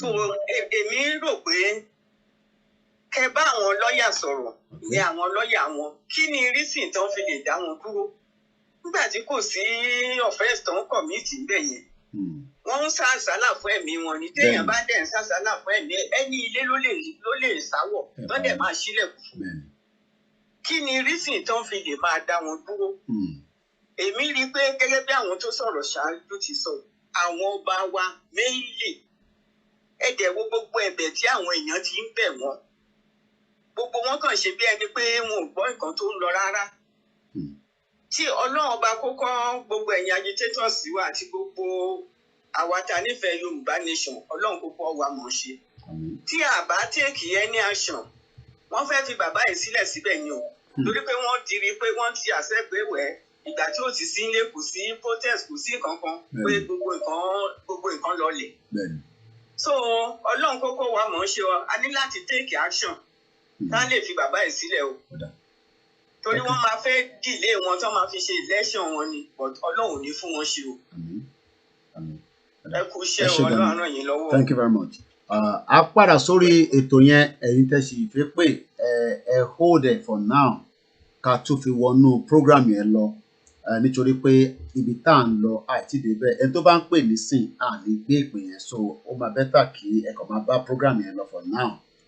Like I said, we will not take any calls now. Once again, a very good afternoon. As we continue to demand, kí ni ìdí gan tí wọ́n ṣe hold bàbá wa olóyè ẹni tí gbogbo wa ń fẹ́ sí ìlú Benin Republic láìṣẹ̀ láìrò. Ó mà ti ń lọ pé oṣù mẹ́ta tí chief ti wà níbẹ̀ tá bá bẹ̀rẹ̀ sí ká count down nísìn like I said tẹ́ bá ń follow broadcast nígbà tí mo ti ní àní gbé pè nísìn àní gbé pè ẹ ṣì ní right láti pè but ẹ yẹ ká kọ̀ gbọ́ ilé àwa lọ straight sínú the jihad conflicts kí ló ṣẹlẹ̀ gangan níbẹ̀ what do we know what can we learn from it let's hear from Pastor Dio Adepoju. program gbàdúrà níbi tó wà tá a bá gbàdúrà ohun tí Ọlọ́run fi hàn wá táwa rí ó lé o àwa la ní sùúrù àwọn pípín wọn ọba àmúlẹ́rọ̀ wọ́n mú ní àtẹ́pá àti sọ́dáwóró ṣẹlẹ̀ yóò ṣèlú ilẹ̀ Yorùbá tẹ́ bá gbàbọ̀dé ẹran ara yín máa di àtàn fún ilẹ̀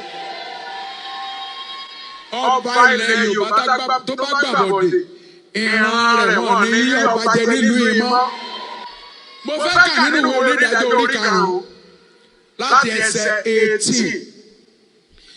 Sẹ́búlù ni àwọn ènìyàn tó fi ẹ̀mí ẹmọ wewu ikú àti Náftálì ní ibi gíga pápá. Àwọn kan wà tó ń dìde bí aṣojú tó ń fẹ̀mí wọn wewu ògùdọ̀ wù wọ́n. Àwọn ọba wa ń jà láyé àwọn Ísírẹ́lì náà ọba wọn òjòkó lé wọ́n ṣe kékeré. Ẹ̀yin ọba láàfin ẹ̀dìdẹ́. Àwọn ọba àtijọ́ tí mo wọ̀ wọ́n ní jagunjagun tiwọn kẹ́lẹ́ wá bí gbèrò sọ ìsìn yìí sí kan tó dáná sun yín tààfin ọ̀tá wọlé tán afẹ́pín àdúrà ìsọ̀rọ̀ mẹ́ta ó máa kó papọ̀ ní ibi tá a lọ sí jì. Àwọn tí ń ṣíwájú wa nínú ìjà yìí tí wọ́n fi ẹ̀mí wọn wéwu nítorí ilẹ̀ Yorùbá Olúwa máa jà fún wọn. Gbogbo ọba tó bá dìde lákòókò yìí ìjòyè tó bá dìde láti jà fúnlẹ̀ Yorùbá Olúwa máa tì wọ́n lẹ́yìn. Ẹ̀yin ángẹ́lì lọ́rùn ẹ dìde ẹ jà fúnlẹ̀ Yorùbá gbogbo ẹ̀yin gbàdúrà. And we can only say thank you very much once again. I would, like I said, he was meant to have come on a program with us. Some 2 weeks ago. I will reach out back to him and he can tell us a little bit. There's another video of someone that did a bit of analysis, a young girl. If I can find that. If not, we will come back to that. Let's hear from now. So if you've listened to Burna Boy's Another Story, then you would have heard the intro to this song.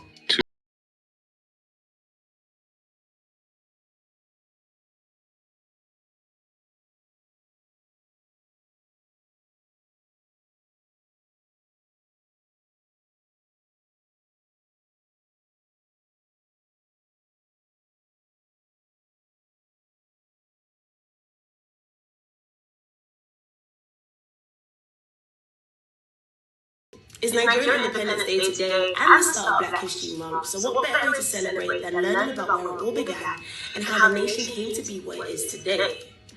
We all know that on October 1st, 1960, Nigeria as we know it was given back to its people, and today marks 61 years since independence. But how did that actually come about? First, we have to establish a simple truth. Nigeria started off as a business deal between a company and a government. Hey, Jesus Christ of Nazareth. Yep, you heard that right. The narrator in Another Story says that in 1900, Britain officially assumed responsibility for the administration of the whole of what we know now as Nigeria from the Niger Company. So the British government paid $865,000, which today would be £130,822,175.45 for Nigeria. Can you actually imagine that?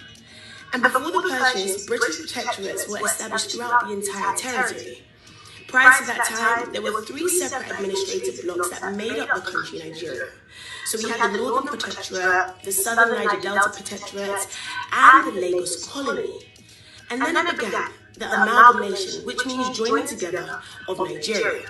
In 1906, the Lagos Colony was joined with the Southern Nigeria Protectorate, and in 1914, the Northern and the Southern Protectorates became one nation under a singular name, Nigeria, which also produced the administrative burden on the British.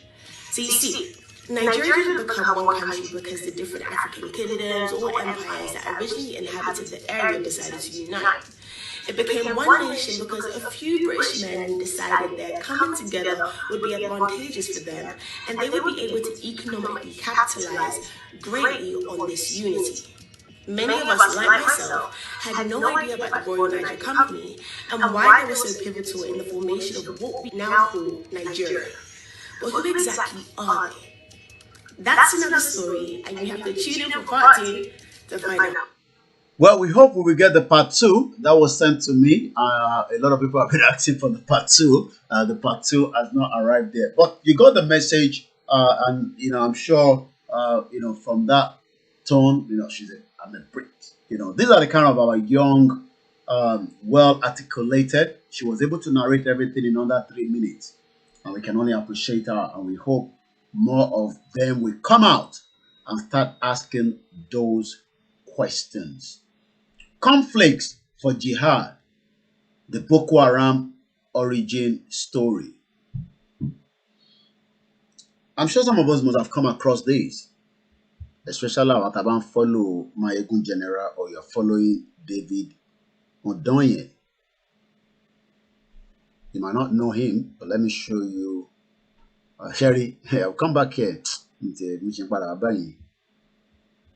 But if election and after. That's the guy that put this together.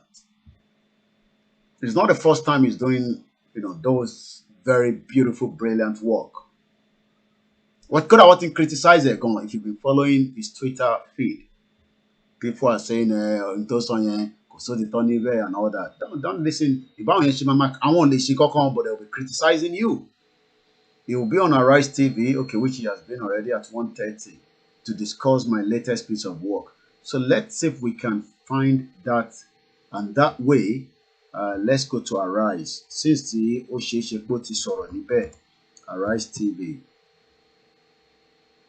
at 1:30, he must have done that already. So,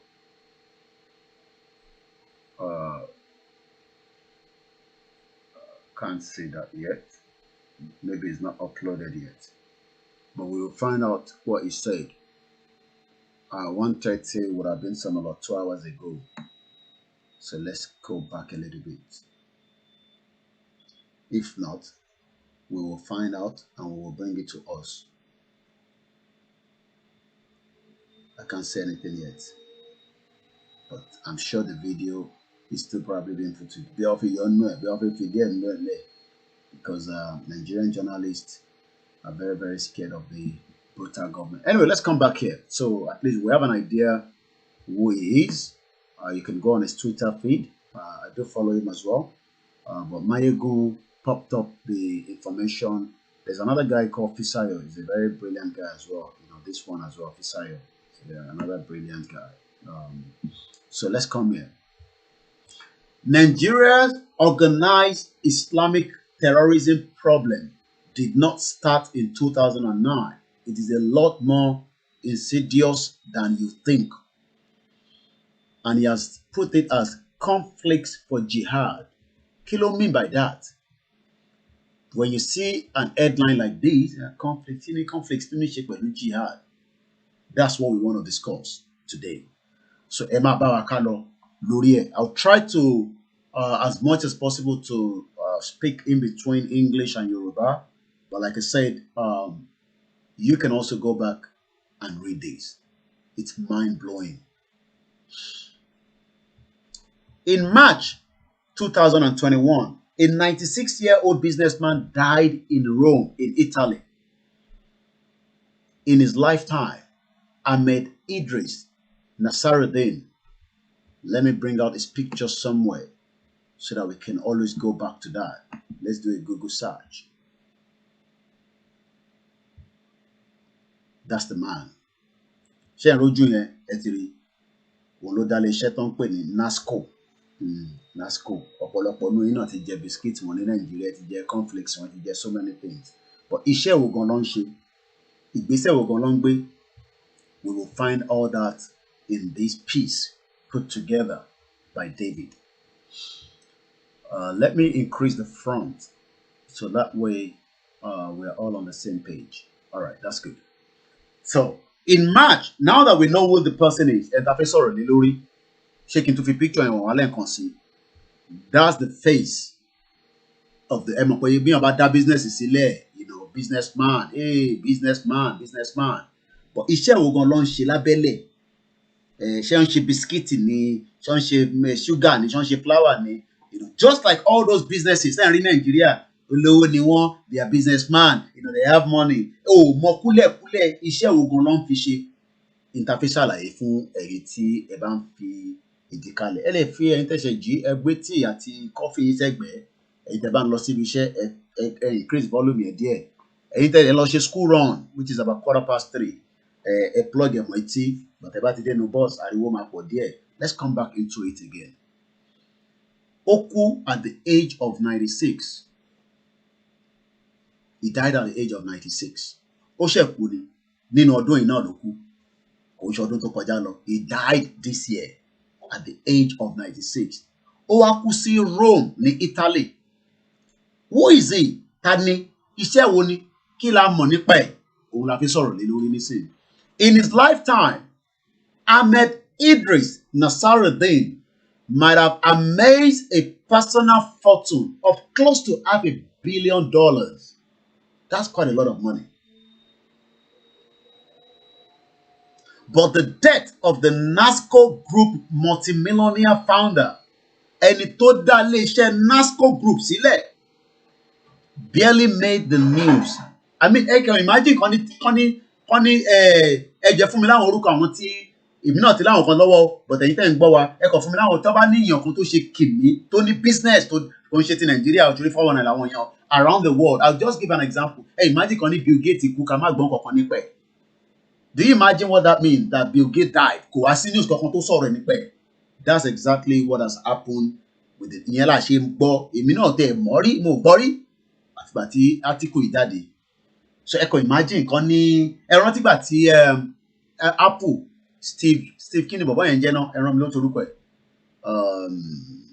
What's his name? The Apple, you know, I'm sure people know what I'm talking about. He died. The news was all over the place. But this man died. He was a multi-millionaire, the founder of Nazco. Steve Jobs, thank you very much. Justin Reason, Steve Jobs, yeah. Sherry gbogbo Apple tèmi ń lò, Sherry device yìí, blah blah blah blah blah blah. Kí ló yàn bẹ́ẹ̀ wá kó ká má gbọ́n kankan, ẹni tó ní Amazon kó ká má gbọ́n kankan. Just imagine, kò ń ṣe àwọn ti Nàìjíríà because àwọn ti Nàìjíríà ní kọ́lọ́fín nínú. So tó bá kú lẹ́yìn ká máa bèrè pé ibo ló tọ́jú owó sí, owó wo ló fi bẹ̀rẹ̀. Because everybody is just a billionaire in Nigeria. Wọ́n ní kankan tó ń ṣe ju pé they have oil block, they are all 419. Let's come back to this. At first glance, the only extraordinary thing about his life story was that he embroidered the African entrepreneurship dream. Nasaruddin was an Eritrean who moved to Jos in Nigeria Plateau State. Ibi tí ó ti ní interest pẹ̀lú Nigeria nìyẹn o. Pé nígbà tí yẹ conflicts kí ló kan conflicts pẹ̀lú. We now know that this man, don't pè ní tí bá ti ní this man, ojú ẹ̀ nílé, mo fẹ́ kẹ́ máa rójú ẹ̀ ní. This is the face. Ojú olè rèé òun ni. Nigeria kò sí nǹkan tí kò kí ń gbà, ó ń gbàgbàkúgbà. Nasaruddin moved to Jos, gbogbo alamọ Jos. Kódà bí ṣe bá ń sọ̀rọ̀ nísìnyí, àwọn ọmọ wa ṣe post kankan sórí timeline wa, à ń padà bọ̀ abẹ́ ìwọ Fáyẹmí. Tí bá lọ sórí page wa nísìnyí, àwọn ọmọ mi ṣe post kankan sórí ẹ̀. Which, okay, mo tẹ̀ ní láti lọ jìnnà, all I just have to do, but it's already there. Olele.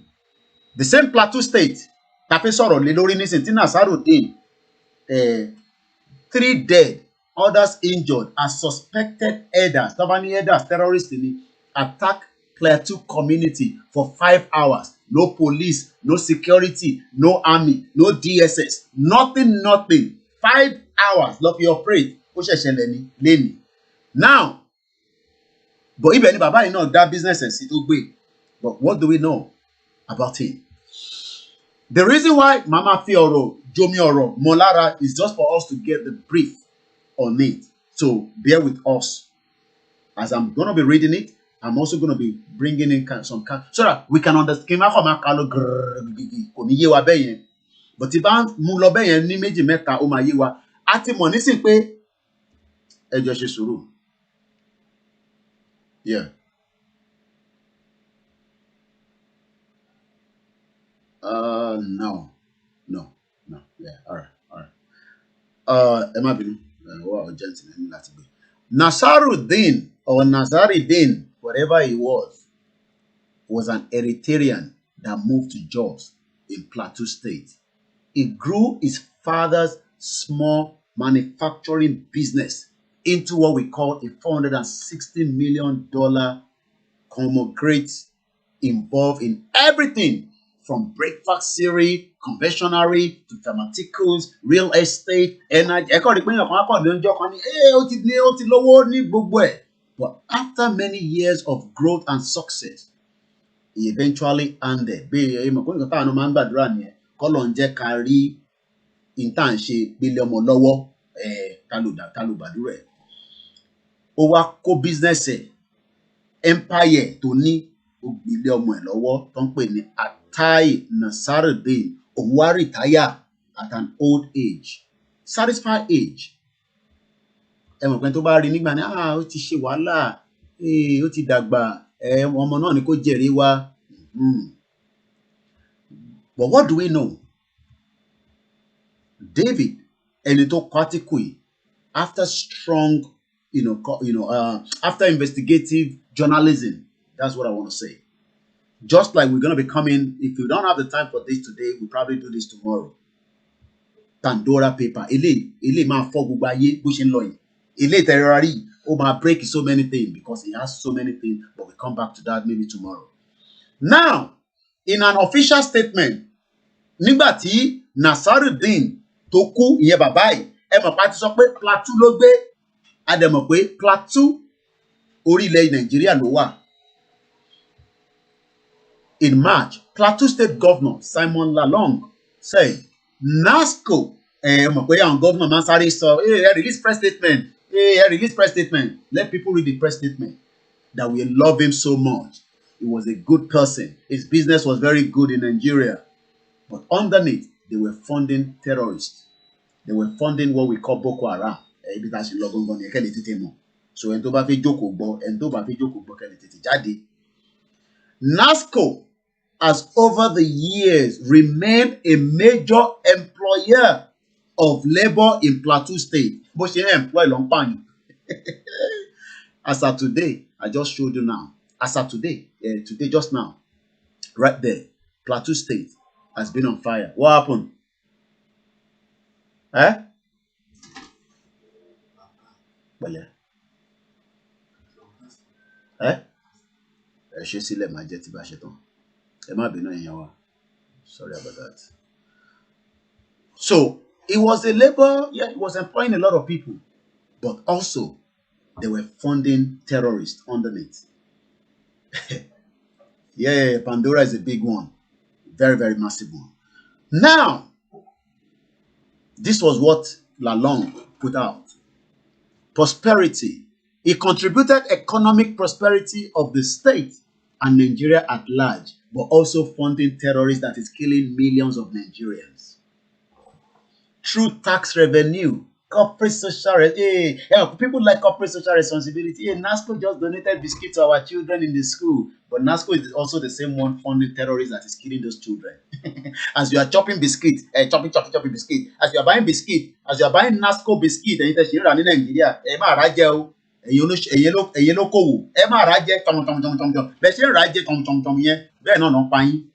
that is what they've been doing for years, for decades, until after he died. Well, that was the cover story anyway. In reality, as is often the case in Nigeria, the gap between the fact and the information released to the public is so wide as to be scarcely believable. What on earth could destroy respectable businessman who looked like he could not hurt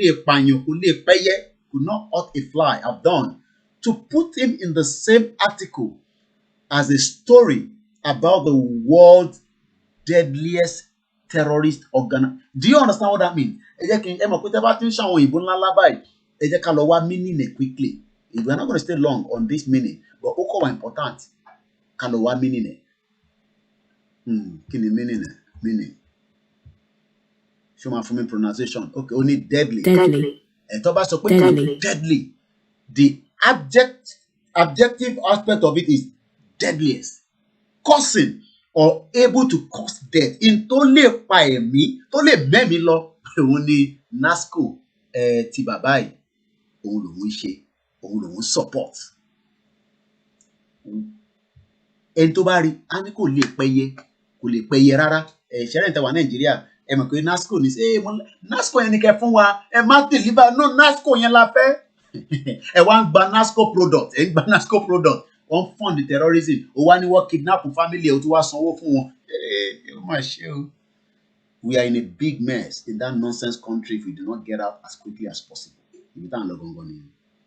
Now, to move it forward a little bit. Why would the brand he built, which to many Nigerians evokes memories of a beloved childhood breakfast staple, appear in the same sentence as Boko Haram? Ilé-iṣẹ́ tá a mọ̀, tẹ́ ń ṣe bisikíìtì, tẹ́ ń ṣe kọ́ńpẹ́lẹ́sì, tẹ́ ń ṣe pakinkínkan, tẹ́ ń ṣe gbàgbọ́ ẹ̀. Kí ló wá ní ṣe pẹ̀lú Boko Haram?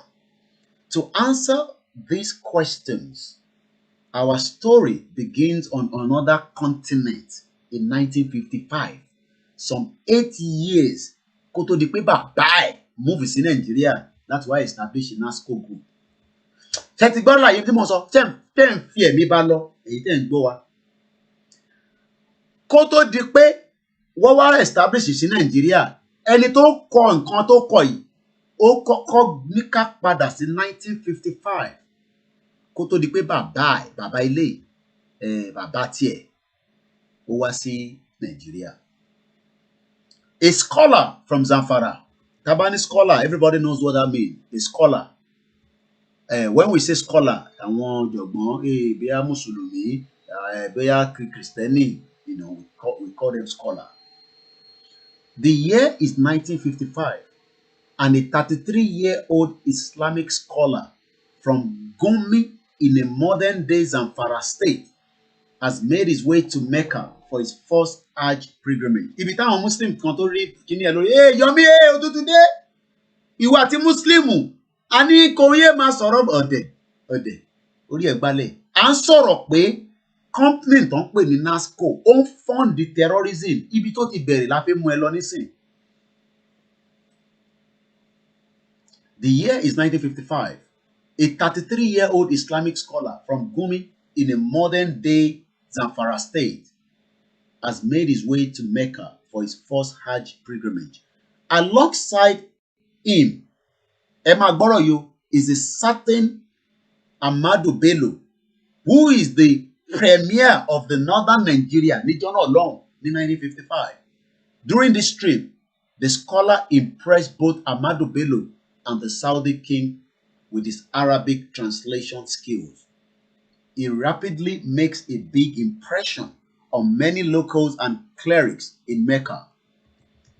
These relationships will later become his most valuable asset following the event that take place after his subsequent return to Nigeria.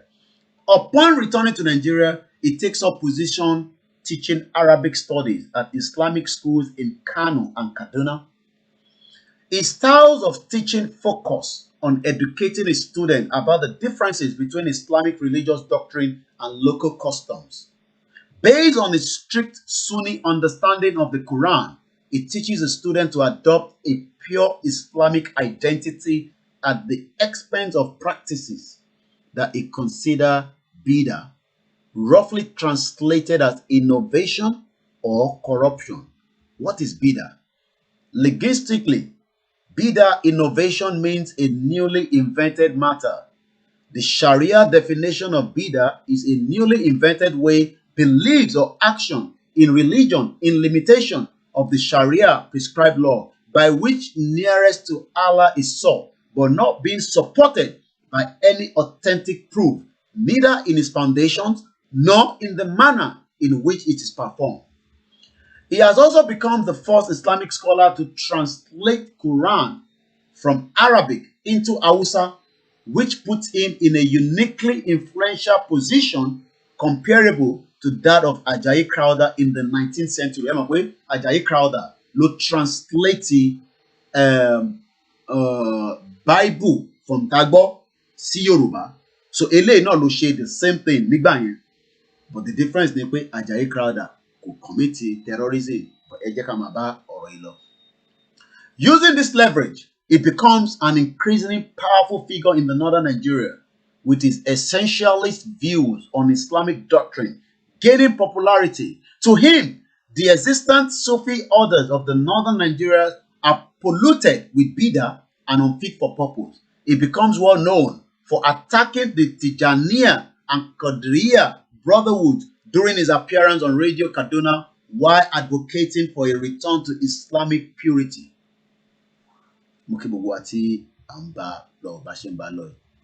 Following the death of his friend and the benefactor, Amadu Bello, the scholar finds himself in a precarious situation.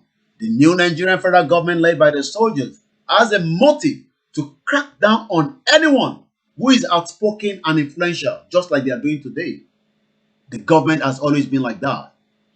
He may be a giant in northern Nigeria, but he is a giant with a feet of clay. His solution is to seek financial, doctrinal, and political help from his friends in Mecca. The Saudis, as always, are ready to help. And don't tell me anything about the Saudis. They funded so many of such individuals, even here in the United Kingdom. You can Google that if you'd like to find out a little bit more. His Saudi backers are keen to use him to expose the Saudi Arabian state official interpretation of Islam, which is based on the work of the 18th century Islamic scholar Muhammad bin Abdul Wahhab.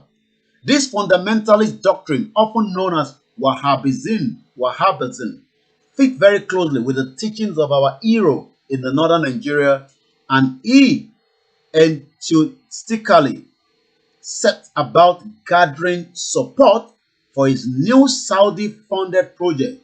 In 2009, the book Wahhabi Mission and the Saudi Arabia historian David Combs says, The Saudi-funded Muslim World League also sent missionaries to West Africa, where it funded schools, distributed religious literature, gave scholarship to 10 Saudi religious universities. This effort bore fruit in Nigeria's Muslim northern region with the creation of a movement, the Isala Society, dedicated to wiping out ritual innovations. Essential texts for members of the Isala Society are Muhammad bin Abdul Wahab, Treatise of God's Unity, and commentaries by his grandsons. What is Wahhabism? A strict, radical, fundamental form of Islam, less extreme than the Salafis. It is the state religion of Saudi Arabia enforced by religious police. No other religions allowed by tax. Exceptionists unite world under Sharia. Reaching out to his earthware students across Kaduna and Kano over the course of the 1970s, the scholar turned politician slowly builds a coalition of strategical alliance individuals who will someday become very powerful people in northern Nigeria. In 1978, one of his prominent students, Sheikh Ismail Idris, takes charge of his increasing powerful but somewhat unofficial movement, and it is called Jamatu Islatil Bida wa Ikamus Sunnah, Society of Removal of Innovation and Re-establishment of the Sunnah, also known as Jibwis. Based in Jos and known colloquially as Islasa movement, these organizations will go on to become the most influential Islamic body in Nigeria over the next few decades. Its members will become some of the Nigerian most revered imams and clerics. They will achieve high ranks in the Nigerian armed force. I hope when follow conversation here, what is happening is we are being told on fún analysis bí ọ̀rọ̀ Boko Haram tí government ń parọ́ tí wọ́n lè fún wa láwọn olówó behind it, tí wọ́n lè sọ pé ẹni báyìí òun ló wà behind it, because it is all part of the game. They will sit on the Federal Executive Council. Jibwis will come to exert a level of influence over Nigeria's national politics and governance that is unprecedented for a religious body in Nigeria. Soon, it will become almost impossible to achieve power in many parts of northern Nigeria without identifying with the Isala movement. But tó bá darapọ̀ mọ́ wọn, kò sí bó ṣe fẹ́ jẹ́ èèyàn ní Nàìjíríà. Among other things, the scholars state that Muslims should never accept a non-Muslim as ruler. I hope you're getting the message now. That means, what marginalized were, it is not today. It's been part of it. Also, which can be interpreted as a call for insurrection against a Christian Nigerian president, is never held to account for this statement. In any case, he no longer believes that writing books or teaching people about Islam will on their own lead to an Islamic reminiscence in the northern Nigeria. Now, he is all about partnership, politicking. He maintains his membership in the northern Nigerian's legacy Islamic group Jamaatul Nasir Islam, Group for the Victory of Islam. But he is unmistakably the beating heart of the new Isala movement. To all intents and purposes, this is the birth of the modern Salafist Islam in Nigeria. Without firing a shot or winning an election, this Islamic scholar has become one of the most powerful men in the northern Nigeria. His name, Abubakar Mahmood Gumi. And you see Gumi all over the place. Ó tún ní boldness, ó tún lọ sí Igboho. This is where the journey started. Editor's note: Sheikh Ahmed Abubakar Gumi is the son of Abubakar Mahmood Gumi, the clerics, the Saudis, and what happened in Algeria. Now let's fast forward. Ẹ mọ̀ pé a padà sẹ́yìn díẹ̀. Yeah, that was his father, yes. A padà sẹ́yìn díẹ̀. Now only let's fast it forward 33 years. Tí a bá ní 33 years long, àbáyọ 33 years kúrò nínú age mi, that's about almost some 13 years now. So nígbà táwa wà ní 13 years, àwọn tí ń prepare oríṣiríṣi sílẹ̀. It is a Christmas day in 2011. Kò sẹ́ni tó ní rántí eléyìí. Abubakar Gumi has been dead for over 19 years. A bomb suddenly goes off at the St. Teresa Catholic Church, Madala, on the outskirts of Abuja, killing 35 people, wounding a further 52. Almost simultaneously, a series of coordinated bomb attacks took place at the churches in Jos, Kadaka, and Damaturu. An obscure Islamic group calling itself Boko Haram claims responsibility for the attacks. Boko Haram ti kọ́kọ́ dàbí pé ó tuyọ̀ díẹ̀ nìyẹn ní 2011. During the trial of the main suspect, ẹni tí wọ́n mú nígbà yẹn lásìkò yẹn was Kabiru Umar, aka Kaburu Sokoto. Gbogbo àlà rántí nígbà yẹn. Let's see if we can bring his face up, just for us to, remind ourselves. Kabiru Sokoto as at that time. Ojú ẹ̀ lélẹ̀. Tẹ̀rántí, ó dà kó sá lọ sí South Africa gan nígbà yẹn, if I can remember. I think he was brought back from South Africa. I hope I'm right with that. But we know that during that bomb tó ṣẹlẹ̀ ní 2011, finger pointed to this man, this terrorist, this mujemuje, Kabiru Sokoto. Now let's come back. 2 years later, a masked witness, tó bá níyàn mask, ẹni tó bojú, tí wọ́n fi jẹ́ kó rójú ẹ̀, torí pé tó bá rí ojú ẹ̀, ẹ mọ̀ pé, they do quite a lot of that here in UK as well. Especially tó bá jẹ́ drug, tó jẹ́ a lot of high profile cases, witness protection and all that. 2 years after that, a masked witness claimed that an Algerian Islamic group ló fáwọn olówó, àwọn ló fund wa, àwọn ló support wa, pẹ̀lú what we called about almost as at that time over 40 million naira, which is about $250,000 at the time. Láti carry out attack here. To the general public, it is unclear what the link is between Islamics in the northern Nigeria and the well-funded terror groups in North Africa. Pé kí ni àwọn tó wà ní Algeria ní ṣe pẹ̀lú máa bọ́ǹbù wa ní Nàìjíríà? Ó fẹ́ tó yé gbogbo wa nísìn, ó kù díẹ̀. To those in the know, àwọn tó mọ̀, wọ́n ní ẹ̀mọ̀ kan ní ẹlòmíì tó bá pè ní kò sí tí mo mọ̀ Ọlọ́run, gbogbo nǹkan ni mo mọ̀. Ó dẹ̀ mọ̀ lóòótọ́, torí pé ibi tí wọ́n bá ní ìwọ mọ̀ dé, ibẹ̀ ni ẹlòmíì náà máa ti gbé. To those in the know, however, the incident of December 25, 2011 are not only expected, but are likely to intensify and become more regular. As at nísìn, wọ́n ti pààyàn. As at àná, wọ́n pààyàn. As at ìjẹta, kódà 1st of October, wọ́n pààyàn. And that is what is happening now, every time in Nigeria. Bomb, boom, terrorist attack, killings. This is because while the Nigerian public up to this point has been fed with what amounts to a tiny percentage of the actual story behind Boko Haram group.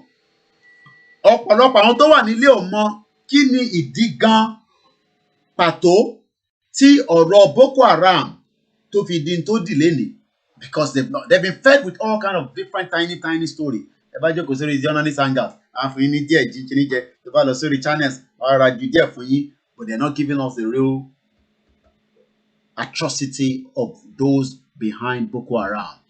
This group has in fact been incubating and nurture. Ẹ mọ̀ tán pé kan tó bá ní kán nurture nǹkan, ẹ mọ̀ tí yóò bá ọmọ kókó tó nurture ẹ̀ títí tó máa má ṣubú, má lọ́bẹ̀ yẹn, má tọwọ́ bọná, wọ́n wá nurture Boko Haram.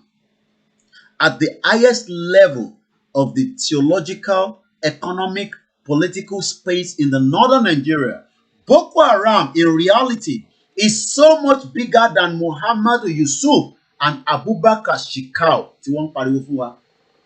That reducing it to those two men served to miss the actual story particularly. Hey, Abubakar Shekau, òun ló wà behind Boko Haram. Muhammadu Yusuf, òun ló wà behind Boko Haram. It is all lies. Nazco, tẹ̀ ń wojú bàbá yìí. Nazco biscuit, Nazco cornflakes, Nazco àwọn tó wà behind ẹ̀ gangan lélẹ̀. Ẹ ti gbọ́ báyìí nísìnyí. So tó bá ń sọ pé nígbà yẹn pé we are looking for Abubakar Shekau, he died. Ẹ̀bùkọ́ nígbà tó fún apó ti kú nísìnyí lọ́kàn wa Boko Haram ti lọ. Ẹ lè márùn tójú tiẹ̀, ẹ jẹ́ ká gbójú tiẹ̀ náà jáde. Just for us. This was the impression they gave everybody. Every one of us. These are the people behind the Boko Haram. But not knowing that the real Boko Haram is the Nazco. Nazco I'm sure one of your parents, àwọn tó wò mí nísìnyí, ẹlòmíì ti sanwó fún àwọn parents ẹ̀ pé ọjà Nazco yẹn wọn ló da ibẹ̀ ní kẹ́tí máa gbọ́jà. Ọjà náà ni. Now, to start to get some of the picture of what Boko Haram is and where it came from, let us retreat from 2011 to 2006. Ká tó padà sẹ́yìn díẹ̀ to read an extract from a letter written by the permanent representative of Nigeria to United Nations, Aminu B. Wali, addresses to the chairman of the Counterterrorism Committee. This letter is available in here. You can click it. Letter in delay. So, what I will be doing is, for the benefit of our viewers, so my sorry Facebook so that you know so that's what I'm just doing now. So it's gonna be here. Then I'll see if I can post it onto the comment section as well. So because the live broadcast. So what I'll now do is I'll put the write-up of it as well. So now to start with, so early understanding, knowledge is power. And I'm going Nigeria wa lese gbogbo wa atento ko eleyi atawata nka atawata ngbo.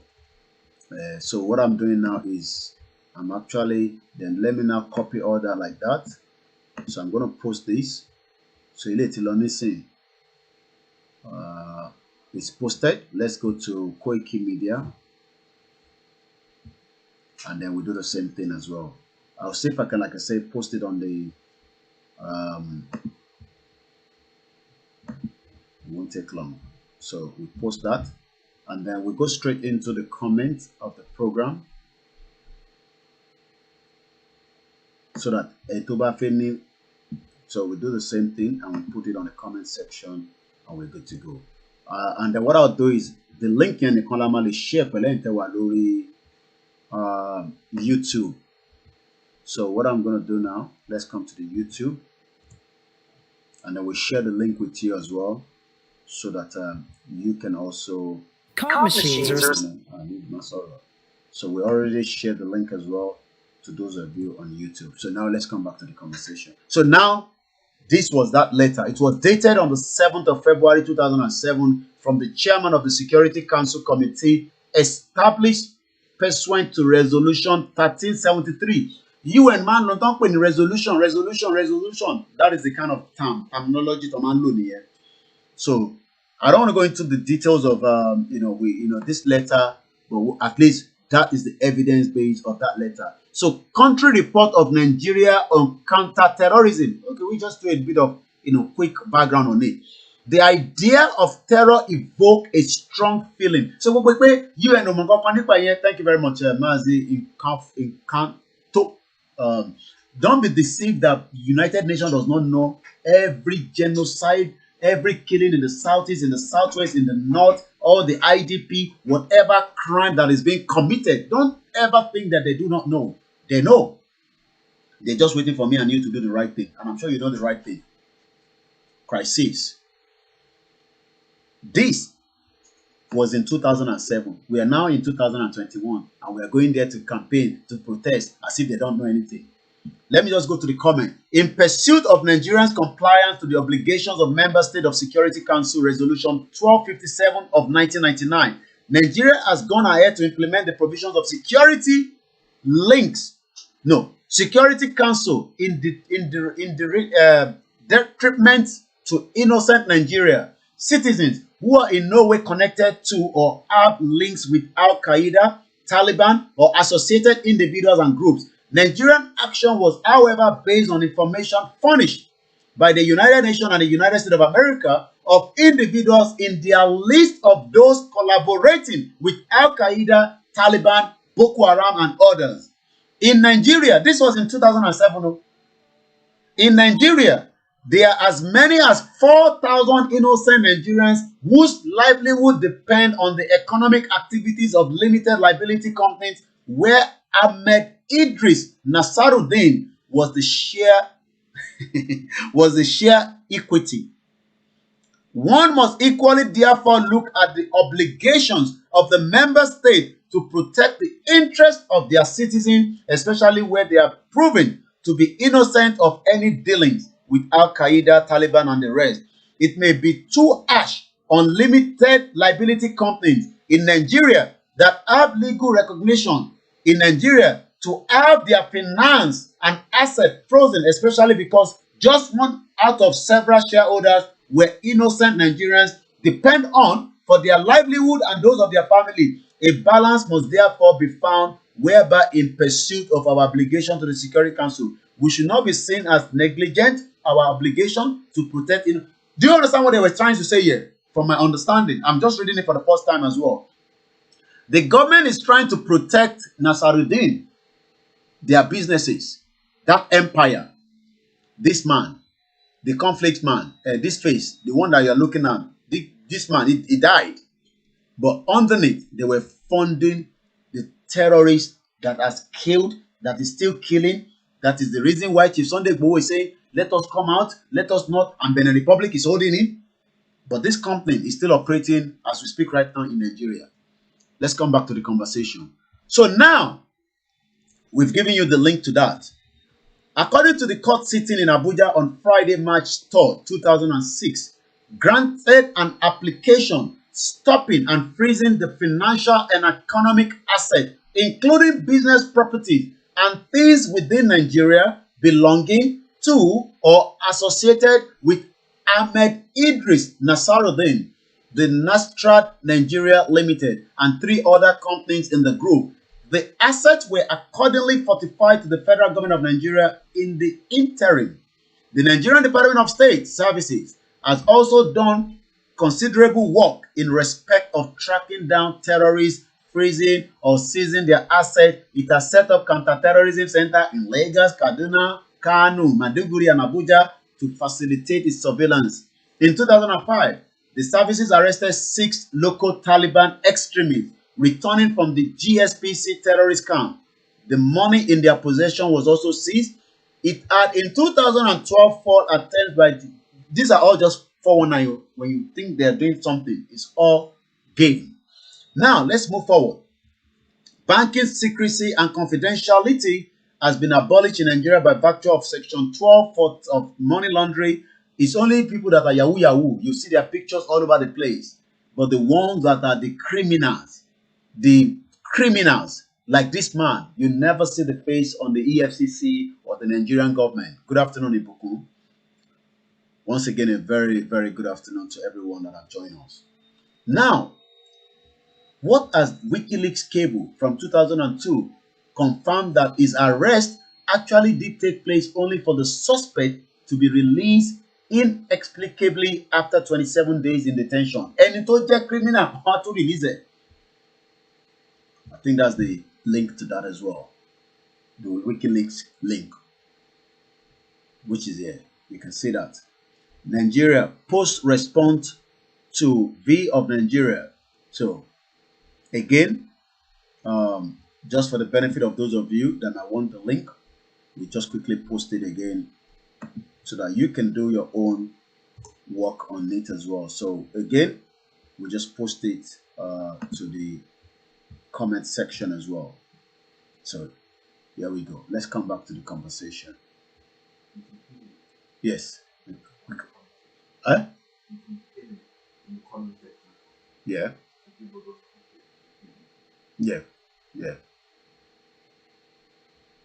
So, all right, let's just pin it for the time being so that people can hear. I've pinned it already now, so at least thank you very much once again to those of you that are watching us. Now let's go into this conversation. For those who were not aware, Yakubu Musa Kafansha, also known as Sheikh Yakubu Musa Kastina and Yakubu Musa Hassan, is a founding member of the Izala movement and in fact is the current chairman of his board of trustees and the chairman of the Katsina State Jibawis chapter. Is widely respected Islamic cleric and a very close personal friend and public associate of no price for guessing, Isa Ali Patantami. Yes, that is a Patantami. So these people, you can see them now in this picture, right? That's them there. Officially visit to elder statement Sheikh Yakubu Musa Hassan Kastina shortly before proceeding for the formal launch of the national emergency toll number. You call that toll number now, it's not working. It's all fake. It's not working. When you call that toll number, it's not working. Isa Patantami paid a visit to Sheikh Yakubu Musa Hassan Kastina. Let's move forward. Mr. Kafansha was even recently named as one of the 500 most influential Muslims in the world by the Royal Islamic Strategy Studies Center in Jordanian government-affiliated NGO. More on that later. Sheikh Yakubu Musa Kastina is a popular preacher in Nigeria. He is also the leader of the Izala revivalist sect in Kastina. The Izala or Jamatu Izalati Bidawa Igamust Suna movement against negative innovations and for Orthodox is an activist Sufi brotherhood that calls for the return of the practice of Prophet Muhammad sallallahu alaihi wasallam and a true practice of Islam. Hailing from Kastina, the predominant Muslim city in the northern Nigeria, Sheikh Kastina is outspoken against corruption in the country. Apparently, Mr. Kashafa has been known to Nigerian security forces as the leader of a terror network trying to set up terror cells in Kastina, also in Kano, as far back as 2002.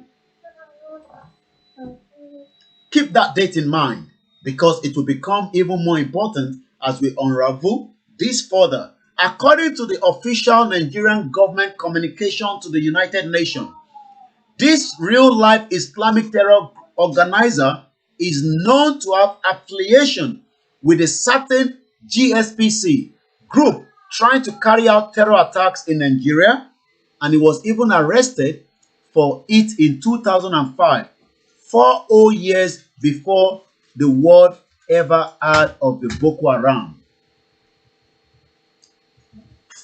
Yet, in 2001, he's not only a free man, but a very powerful man with access to federal minister, state governor, and even Bubu, President Muhammadu Buhari, and that's the picture of the same man. A man that has been linked with terrorists is yet with President Muhammadu Buhari, your Bubu. This is President Muhammadu Buhari on the right. To the left, Chairman Suburb Katsina State, Alhaji Lawal Buhari, Katsina State APC Chairman, Malam Shitu, Katsina State Governor, Aminu Bello Masari, Malam Yakubu Musa, and the Chief Judge of Katsina State, Musa Danladi, as he arrived Katsina State ahead of the APC World Congress. This was in 2008. And there is the GSP angle. GSPC stand for Grouping Salafist Puller. Predication La Combat. Salafist group for preaching and the combat. A full premiere on the origin of the group and what it stands for is also available when we click here. So if you it has all the information there. Okay, it's a PDF which is already downloaded right from here. If Cliff's note summary, it is an illegal Salafi terrorist organization based in Algeria which is affiliated with the Al Qaeda and the Taliban, the same Taliban that the American and the UK and all the European countries had to run away from. Oh yes, we are in a big shit, and until we run away from it, we will all be consumed by these people. Hey, it's my plant that one. It is specialized in providing training, funding, and support to Islamic and jihadist fighters around the world using a vast global network of smugglers, money launderers, and the rat lines. Which brings us to the second name in the above letter extract, Alhaji Sharu Haruna. In Nigerian government's own word, it is a GSPC agent who fund the activities of people like Kabiru Sokoto that I showed you earlier. We showed you Kabiru Sokoto earlier. Remember that? That we showed you Kabiru Sokoto. I think I closed that anyway. We showed us, not this one, but ironically we showed you Kabiru Sokoto earlier. So let's come back again. Now, where are we? Let me just be enlightening where we are so that we are not lost. He too was arrested and held on terror financing charges. Somehow, he too is not only a free man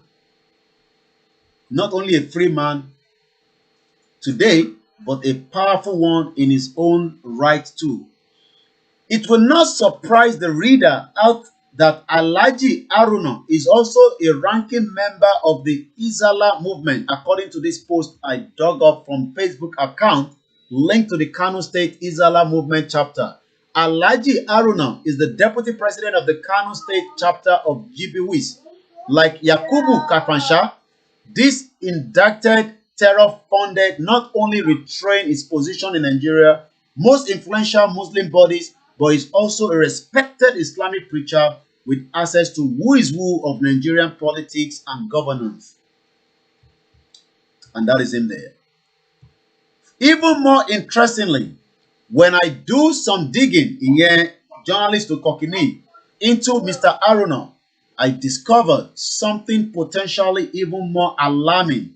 It will be recalled that in September 2021, the Central Bank of Nigeria, Governor Godwin Emefiele, claimed that a significant portion of dollars brought by the Bureau de Change, company BDC operator in Nigeria, goes into illegal importation of arms. Speaking at the end of the monthly Monetary Policy Committee meeting, he said, whether it is Boko Haram, kidnapping, and all sorts of nefarious activities, the Bureau de Change, known as BDC, take our country's dollar, sell to people to go and buy arms and ammunition to come and hurt us. That is what we want us. That is what people want us to continue to do. We cannot do that any longer. We can't. If you have any legal, legitimate businesses you want to conduct, please take your business to a bank. They will sell you forex. A search of the Nigerian Corporate Affairs Commission, ibi tí ọ̀rẹ́kọ̀ tó bá fẹ́ register business ní Nigeria, ibi tó máa lọ lélẹ̀. A database for the name Sharu Haruna turns up a plethora of companies registered under the Dan Diyama name. Dan Diyama Global Investment Limited, Kano. Dan Diyama Bureau de Change Limited, Abuja. Dan Dimaya Agriculture Development Limited, Abuja. Dan Diyama Petroleum Limited, Abuja. Dan Dimaya Enterprise, Abuja. Dan Dimaya General Services, Abuja. Ta ló wà behind it? Ta ló ní company náà? Iṣẹ́ wo ni company yẹn ṣe? A man identified by Nigerian government itself as a security threat for funding terror by money laundering was however allowed to own and operate Bureau de Change. Ẹni tí wọ́n ní terrorist ni tó ń fund owó ẹ wá fún ní access sí dollar pẹ̀lú Central Bank. Ṣé ti rí ibi tí ọ̀rọ̀ yẹn lọ nísìn? Mo pẹ̀ ń follow ẹ̀. Ẹni tó bá ṣẹ̀ darapọ̀ mọ́ wa, you might have got lost, but ẹ ṣáà máa bá ọ̀rọ̀ yẹn lọ bá ṣe ń bá lọ. Now, which according to the Central Bank of Nigeria governor could well have been doing precisely that. A CBN circular from October 2020 last year confirmed that at least as recently as last year, Haruna Sharu was allowed to run a BDC in Nigeria, potentially giving him access to every funding infrastructure that he should not have under any circumstance. Owó àbú la fi ń ṣe àbúlálejò òun ló ń ṣe fún wa. A glance at one of the other Dandiyama business entities shows that even the email address used to register this entity, purportedly a petroleum company, albeit one with zero identifiable corporate footprint, belongs to Dandiya BDC, which says everything about how important the Bureau de Change is to Haruna Sharu. The question left answer is why? Nígbà tẹ́ mọ̀ pé yàn tó ń fund the terrorist, kí lè ẹ tún ta dọ́là fún, kí lè jẹ́ kó tẹ̀ register company. And this has been what is the shenanigans that has been going on for years. Ilé ìta ṣe hàn unravel nísìn. This has gone for more than decades. Decades là ń sọ̀rọ̀ ẹ̀ kò ń ṣe bó ṣe bẹ̀rẹ̀ lánàá. Ìtawà ṣe fi hàn unravel ẹ̀. The date of registration of this company was in 2017. And again, head office registered in Abuja. The owner, Haruna Sharu Umar, director. Saharidin Haruna Sharu, director. Saharidin Haruna Sharu. Ṣẹ́dá àwọn ọmọ aláìní wọ́n mọ ọgbọ́n máa ṣí company, máa fi gbowó lọ́wọ́ CBN, but àwọn ilé wa fi ń gbowó tó fi ń terrorize wa. Keep one Nigeria. Keep one Nigeria. Yes, yeah, Maigun. Yeah, that's why I said you can go to Maigun, but we're trying our best here to also analyze it. Thank you very much. Yeah, I was with Maigun throughout yesterday on it. In case the reader is wondering if this picture can get any worse, the answer is yes. It can and it will. Take note of the name Tiwasakuyen Saharidin Sharu Haruna. Tiwasakuyen by red. Only can take note of it. Saharidin Sharu Haruna is Sharuna's son, so it is no surprise for him to show up as a director on his father BDC. Àwọn nìkan náà ní BDC. Ẹ mọ̀ pé tí wá ṣiṣẹ́ nílùú òyìnbó. Ẹ jẹ́ lọ ṣe lọ́dọ̀ Mala. Ìgbà tẹ́ pé báńkì tẹ̀ ká ti ṣe. Báńkì ti kówó fún àwọn Mala black market. Àwọn náà dẹ̀ like it because wọ́n máa ń fún wa ní interest díẹ̀díẹ̀. Ìyẹn bẹ́tà ju báńkì lọ. Ti báńkì yẹn kéré, ẹ jẹ́ lọ ṣe lọ́dọ̀ Mala. Gbogbo àgùn tá a bá ṣe nílùú òyìnbó. Abadele Aloshe Lord of Mala, and we'll be doing so for a very long time, every one of us, including myself. Again, there's just one problem. Remember Emefiele saying that BDC facilitated terror financing. Well, just a month before he made the comment, a circular was sent out to the banks by the Central Bank of Nigeria with the names of 18 companies and individuals whose bank accounts were to be frozen with what we call post-no-debit mandate. Very unusual. No reason was given for the instructions, and not so unusual, on the list made up of the corporate account, there was an account belonging to an individual, his name. Now, our account will be affected according to the cable. The affected companies include BlackBerry, Maga Services, blah, blah, blah. But do we have anyone there that... Yes, also including terror travel subventure, but Saharidin Haruna Sharu is named pop up. The cable understands that it may be connected to the ongoing clampdown on illegal foreign exchange that is done by the Central Bank of Nigeria to fund terrorists in the country. From Eritrea with love. We will now rejoin from Eritrean. Afek Padasi.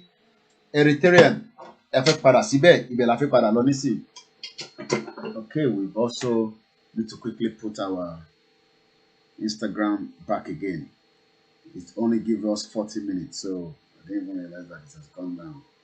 Once again, a very good afternoon. We're almost there. Nigeria is a messed up country.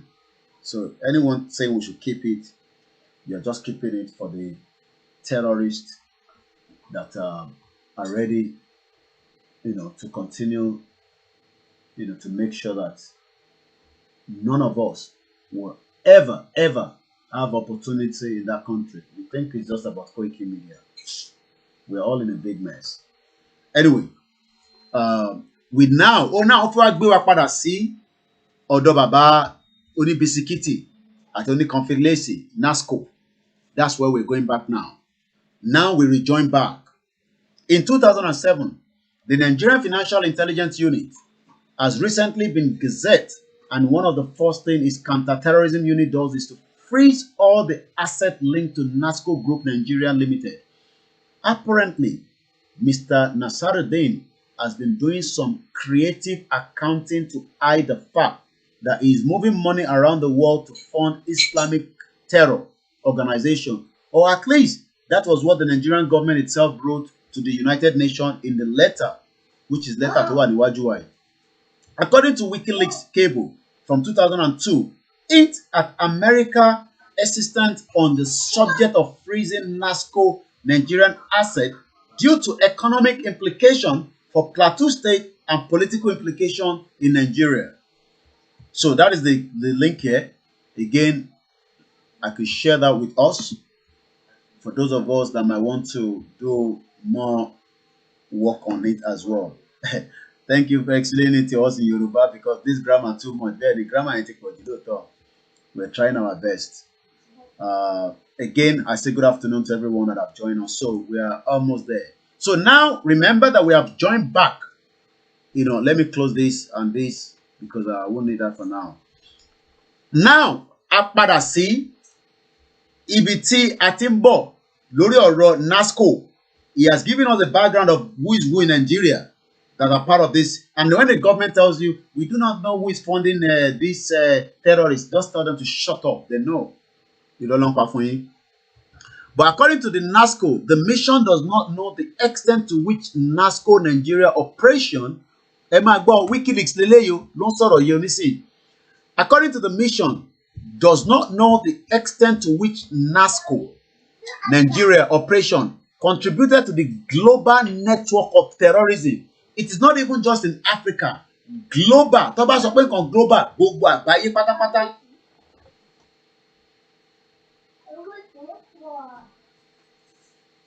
Gbogbo àgbáyé pátápátá. Thank you very much, Yusuf. If Nazco has abetted terrorism, ẹ jẹ́ ká lọ meaning abetted because òyìnbó yẹn ti pọ̀ jù. So that's I just want to break it down a little bit. ABETTD. Kí ni meaning ẹ̀? Abet. So àwa pè ní past tense abetted. Encourage or assist someone to do something wrong, in particular to commit a crime. He was not guilty of murder, but was guilty of aiding and abetting. Òun ló máa ń lò nílé ẹjọ́. Ó mọ̀ nípa ẹ̀, ó mọ̀ nípa ẹ̀. Ìwọ ló ní kó lọ ṣe. This was what this Baba company, Nazco tẹ́yìn fẹ́ràn. I'm sure some of us have paid our family to start buying from them, prior to today. But they were funding terrorists, not just in Nigeria, around the globe. If Nazco was funding terrorism, it should pay the price for that affiliation. However, we would like to make Washington aware of the potential reaction in Nigeria to such a move, because Tebani kept sọ pé terrorists ni wọ́n, ó máa iṣẹ́ tó ń ṣe fáwọn èèyàn, àwọn tó ń employ ṣe ń gbọ́ táwọn Nigerians sọ. We would like to make Washington aware of the potential reaction in Nigeria to such a move and to the effect it might have on our relation here. If Nazco is added, the public disclosure of collaborative evidence will go far in reducing the inevitable criticism of our move. Additionally, we offer other thoughts in paragraph 13 and 14 below on how Nazco Group linked with terrorism could be severe, but in the ways that would tend to reduce the fallout inimical to the US-governed bilateral relationship. These ideas include the proposal that any freeze order should be limited to Nazco parent company in Turkey, and not the one in Nigeria. Èyí tó wà ní Turkey yẹn nìkan ní kẹ́kọ̀ọ́ sọ pé terrorist ni o. Èyí tó wà ní Nigeria yẹn ẹ fi sílẹ̀ kó máa lọ bẹ́ẹ̀. Kó máa lọ bẹ́ẹ̀. And now the same US náà la ló ń bá nísìnyí pé kó gbà wálẹ̀. Àbí bẹ́ẹ̀ kọ́? Ó dà. Àbí kí n túbọ̀ ẹ̀ka fún wa. Wọ́n ní kí n sọ lédè tiwantiwa kó lè yé wa. wọ́n ní ẹjọ́ torí Ọlọ́run ẹ má lébẹ́lì Nazco yẹn o ní Nàìjíríà o bòyí tó wà ní Turkey yẹn gbá yẹn lẹ́gbẹ̀ẹ́. Let's continue. The real proof of Nasaruddin double life, tá bá ti ń pè Nasaruddin a máa rántí ojú bàbá ẹ̀ bisikíìtì ajẹ bisikíìtì dáràn báyìí àti kọnfilẹ́sì àti jẹ dáràn báyìí. He was living a double life. Tá bá níyàn gbé double life yeah, all such a wicked human being. All right, Olúwaṣeun Ọlámídé. We are already in a big mess, but a ti wà lẹ́nu ẹ̀ bá ṣe fẹ́ jáde òun náà là ń bá lọ. It will be hard, but àwọn tó láyé tó lọ́run á máa bá kódà ẹni tó wà behind the mask tó jẹ́ bóyá Buhari ni kò ṣe Buhari ni lásìkò bá tó Ọlọ́run máa bá wa tú gbogbo àṣírí yẹn pátápátá tó máa rọrùn fún gbogbo wa tó ní fún wa ní problem. Wọ́n kàn máa gbé wá bá wa ni pé Koiki ẹ gbà video evidence lélẹ̀ ẹ lọ ṣe sórí show yín afọ gbogbo èèyàn nìyẹn. Bùkà tó débẹ̀ we continue to educate ourselves. So if anybody is still telling you Nigeria is going to be great, tell them the greatness is already in the hands of those that has already converted to a terrorist ground. That's why they are bringing all the jihadists into Nigeria to suppress every single one of us. Let's continue. The real proof of Nasaruddin double life, however, comes from the U.S. Treasury Department, which published a comprehensive account.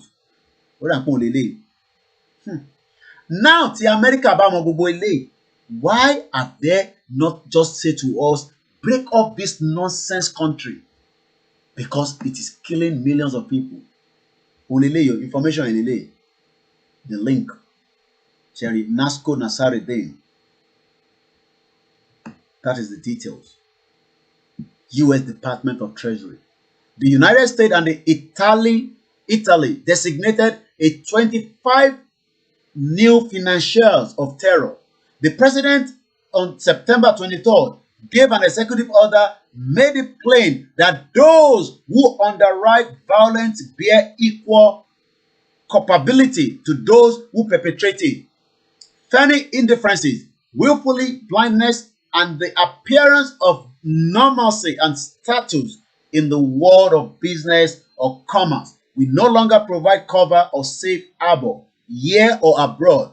Today's action makes clear that we are serious about shutting down any company like Nazco, providing bisikiti and confidence for our people in Nigeria. And they say, no, don't label them. They are providing job. People have shares in it. Don't do that, America. If you do that, it will have effect on the people. And the same people they are killing. That is in the business of supporting terrorism. Let me share that with you as well, for those of you that are following us.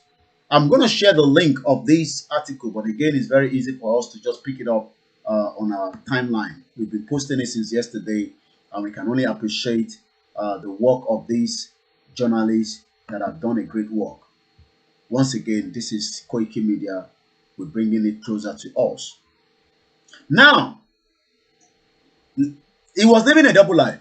The U.S. Treasury Department published a comprehensive account, which I've opened there about for us, how they were laundering money, moving money around the world for terrorist entity. Want to hear the real kicker? Talk about something called kicker. Kò ń ṣẹja kicker o. Kò ń ṣẹja kicker. Talk about something called kicker. Nasaruddin has been funding, laundering money for none other than the GSP in Algerian terrorist group, which Yakubu Kastina and Sharu Haruna are also involved with at the same time. Ẹ̀rètí gbàgbé ẹjẹ́ ń pa kankan gbé lọ sẹ́yìn díẹ̀. Àwọn méjèèjì tó ń sọ yẹn, òun làwọn méjèèjì yìí, ìkànnì wọn ní pẹ̀lú Buhari. This man, then wò then Pátantami, bàbá yẹn lélẹ́yìí. But Pátantami lọ kíkanú ẹ̀, bàbá yẹn lélẹ́yìí. The same people. This was in 2019, some 2 years ago, September. Pátantami lọ kí. You see, it's still there. Twitter on it, can you see? Hey, brotherhood, brotherhood,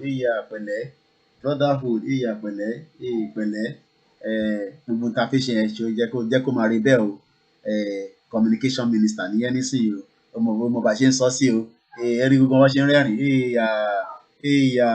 Orí àwọn Yorùbá tó ní PhD.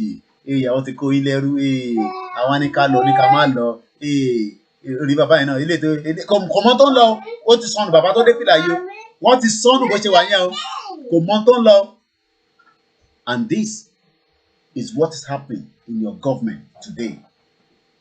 This is why we are saying that we must come out of this messed up country as Biafrans, as whatever, even the Arewa and the Yorubas. Some say don't call us Yoruba, as Omoluabi. Let us get out now before 2023, because when you give them another power again in 2023, just imagine what more collateral damage they can do. So we're going to back again. I just wanted you to remember those spaces. And that is also that same man, Malam Yakubu Musa with Buhari. So I want to go back again to where so right there and there, the same Yakubu Kastina and Sharu Aruna are also involved at the same time like this man. You would think he's an old man. He doesn't know what he's doing.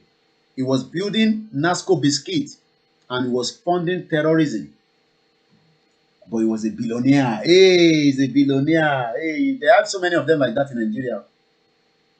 Hey, they are billionaire. Let's continue. The Nigerian jihadis been trained in Algerian camp in 2002 will later return to Nigeria and make up the core of what will later become Boko Haram. So Nasaruddin, the man that has the Nazco conflicts every morning, was training people ahead in Algeria camp, and they all returned back home to your land in Nigeria, because you love Nigeria so much. You want to die for Nigeria. I would die for Nigeria. It's my father's country. Koiki, you're talking nonsense. But the real fighter have arrived. They came back in 2002. Yes, you're right, my mommy. Mr. Kunle Olawumi told us. You just remind me. Kunle Olawumi. Remember him? He told us. He gave us the insight. Comrade, Abi, it was a former name. Yes. Coming. He told us. He gave us the background. He gave us the background. He says, I know them. They retired. Mommy. Eh? Where's mommy? Mommy's coming. A retired Navy Commodore Kunle Olawumi arrives intelligent. No, that was before, when the Buhari government was there. Hey, you cannot be talking like that. How can you come out and say you know the people that are the sponsor of... How can you come out like that? Who are you to come and tell us you know them? Terrorism. Retired Navy Comrade Kunle arrived Defense Intelligence Agency for questioning. Questioning for what? Because he spoke during a television interview. Who recently spoke about the sponsor of terrorism in Nigeria on a live TV. Let's see if we can just find that on YouTube. Just, to bring their conversation. This is still where we are. We are still, where are we? We're talking about after Tibubuati law, this man, don't funded, bó ṣe ń ṣe confidence, don't ṣe bisikiti, one train àwọn ready ní Algeria camp that returned back to Nigeria now becomes the Boko Haram. But Comrade was telling us something. Let's see if we can just get that voice of what he told us. I have the video myself, but let's hear it. This is it. Let's hear it. Sentiment is that there are a group of people in this country that feels that this country should be Islamized. This is a fact. I said we want to start mentioning names of people in this government that we have. Did you hear that? He said this is a fact. When somebody said this is a fact, he knows what he's talking about. Or you want me to start naming? You don't have to name. The names is already in the public domain. You gave us a clue, but you did not even, you should have mentioned the names anyway. But let's continue. Interrogated. I was a member of an interrogation team. And I've interrogated a very high-ranking member of this government in 2007, 2008 on issue of Boko Haram. Now, he's talking about 2007, 2008, but Boko Haram returned back to Nigeria in 2002 after being funded. We'll go back to that video in just about a few minutes. The Nigerian jihadists have been trained, one in the camp in Algeria in 2002, returned back to Nigeria, and then make up the core of what will later become known as Boko Haram today. And what a coincidence. Nazco is also based in Jos, which so happens to be the headquarters of Islam movement. Let's do a Google search on them. We haven't done Google search on them for, So that is it there. You can see them. Isala Society or Jamatu Islalati, Sunnah, also called Jibiwis, is a Salafi movement originally established in the northern Nigeria to fight what it sees as Bida practiced by the Sufi Brotherhood. It is one of the largest Sunni society in Nigeria, Chad, Niger, and Cameroon. Founder Abubakar Gumi. That is the founder. He is the founder. Now you can start putting it together. You can start understanding, the context of this brilliant journalist work that we are discussing today. And they are mobilizing in different parts of the Yoruba land, the Igbo land, the Middle Belt. They've already conquered the Hausa. Let's come back here. And it's many North African dalliances. Using money made from selling market-leading FMCG to Nigerian consumer, a cross-border network of terrorism is being nurtured that will someday kill the very kids eating Nazco cornflakes every morning.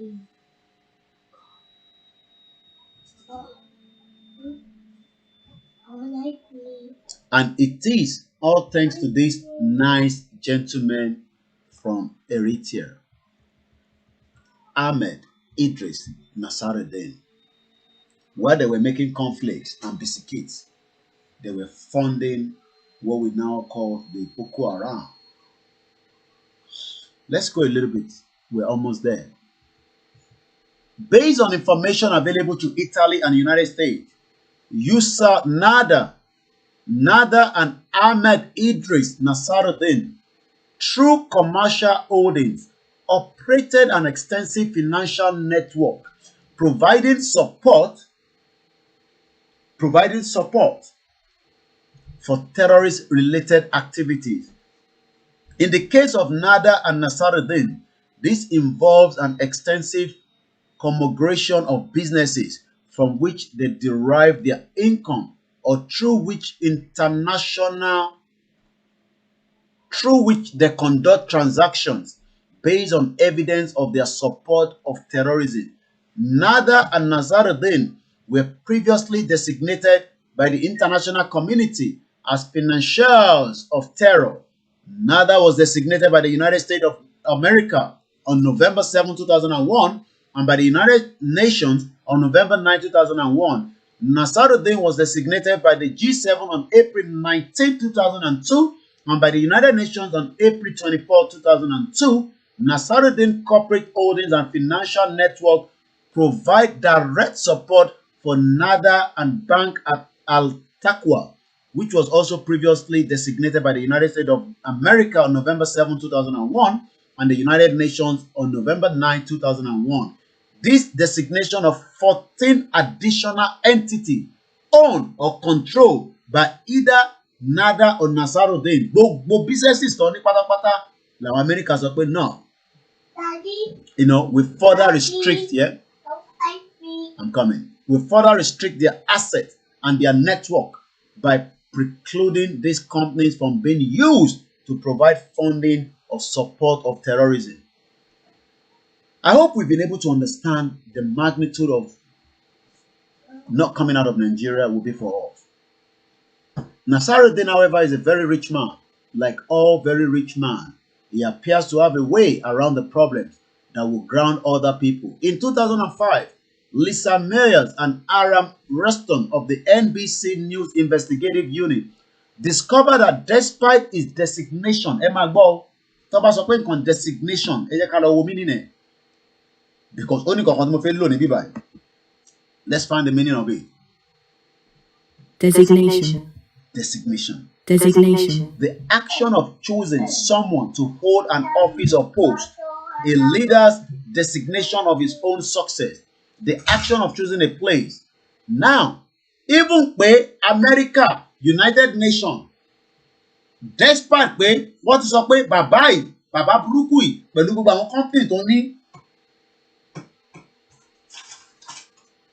kí ni Nigerian government ṣì ní ṣe pẹ̀lú wọn?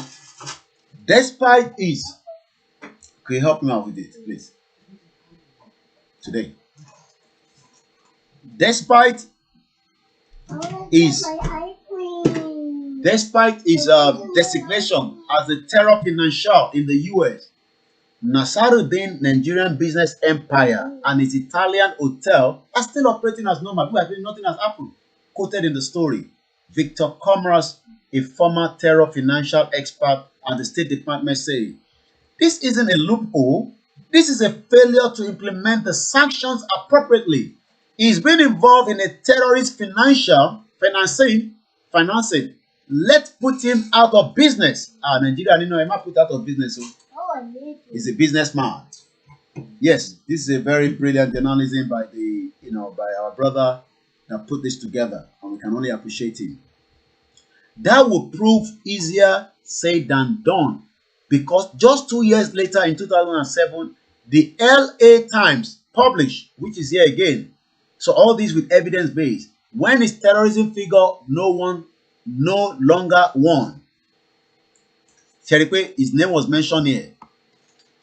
With much fanfare, in August 2002, the Bush administration formally designated a prominent Italy-based businessman known as Ahmed Idris Nasaruddin as a top financier of terrorism, saying he was a key money man for Al-Qaeda international network.